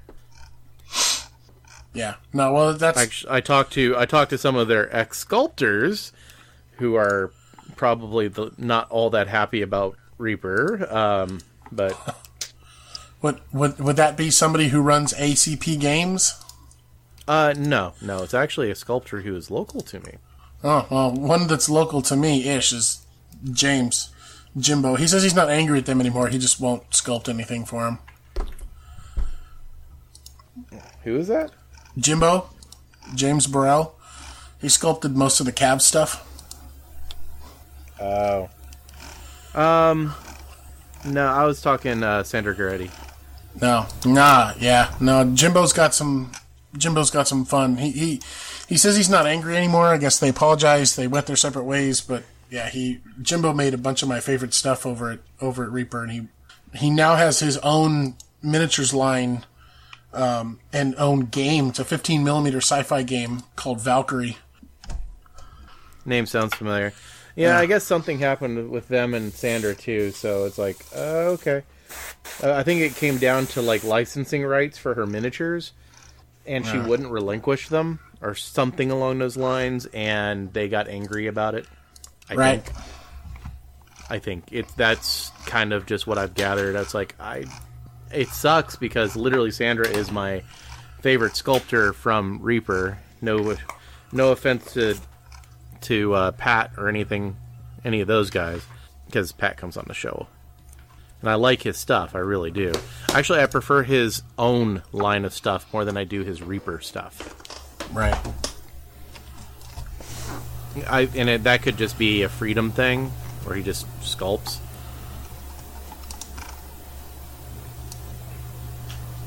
Some of the first weeks that I tried heating in oils that were not very thing. The counter blast. They look kind of like from the Avatar movie chick. Some of those actually darn things off. I was using them at a Dipcon to show people, to introduce people to oil. Actually, that's where Lynn and I, we were sitting there down in Fort Poplar late that one night, and we were just kind of messing around with the oils there, and she painted her first figure. She had gone out and just grabbed a quick practical set of oils. Look, don't go crazy buying a lot of expensive stuff. Haven't even tried them yet. So, it says oil paint on the box. Messing around with it. She had a blast. I think she's still messing around with it. Forgot. Trying them a little bit. I need to get a starter oil set. Right. I've got some, but there's a couple I still need to pick up. But just advise them when they don't get the big ass set of 30. Just get 10 copies. Yeah, that's what I was looking at. Probably like cobalt blue and sienna, umber, burnt sienna, burnt umber, black. Maybe a nice red. A nice petite Syrah. Okay, crazy people, it is late. I need to go. Oh, shit, it is 3 a.m. This is not just late. All right, everyone, thank you for listening to this, probably at this point, part 2 of this podcast, because I may actually cut this one. People getting to get a little angry when we do 4-hour-long podcasts. Yeah. Thank you for tuning in to Models Workshop After Hours. I hope you have thoroughly enjoyed it. We did. We had a lot of good discussion. And don't take my griefing of Tim too seriously. It's all in good fun. Tim and I are just friends, and I like busting his balls and his chops a little bit about stuff. Maybe. But in the outro, you'll catch all of where we are at. We also have a Discord server now, so head over to facebook.com/The Models Workshop. Smash that subscribe button. And, give us, follows and all that stuff. It makes us feel good.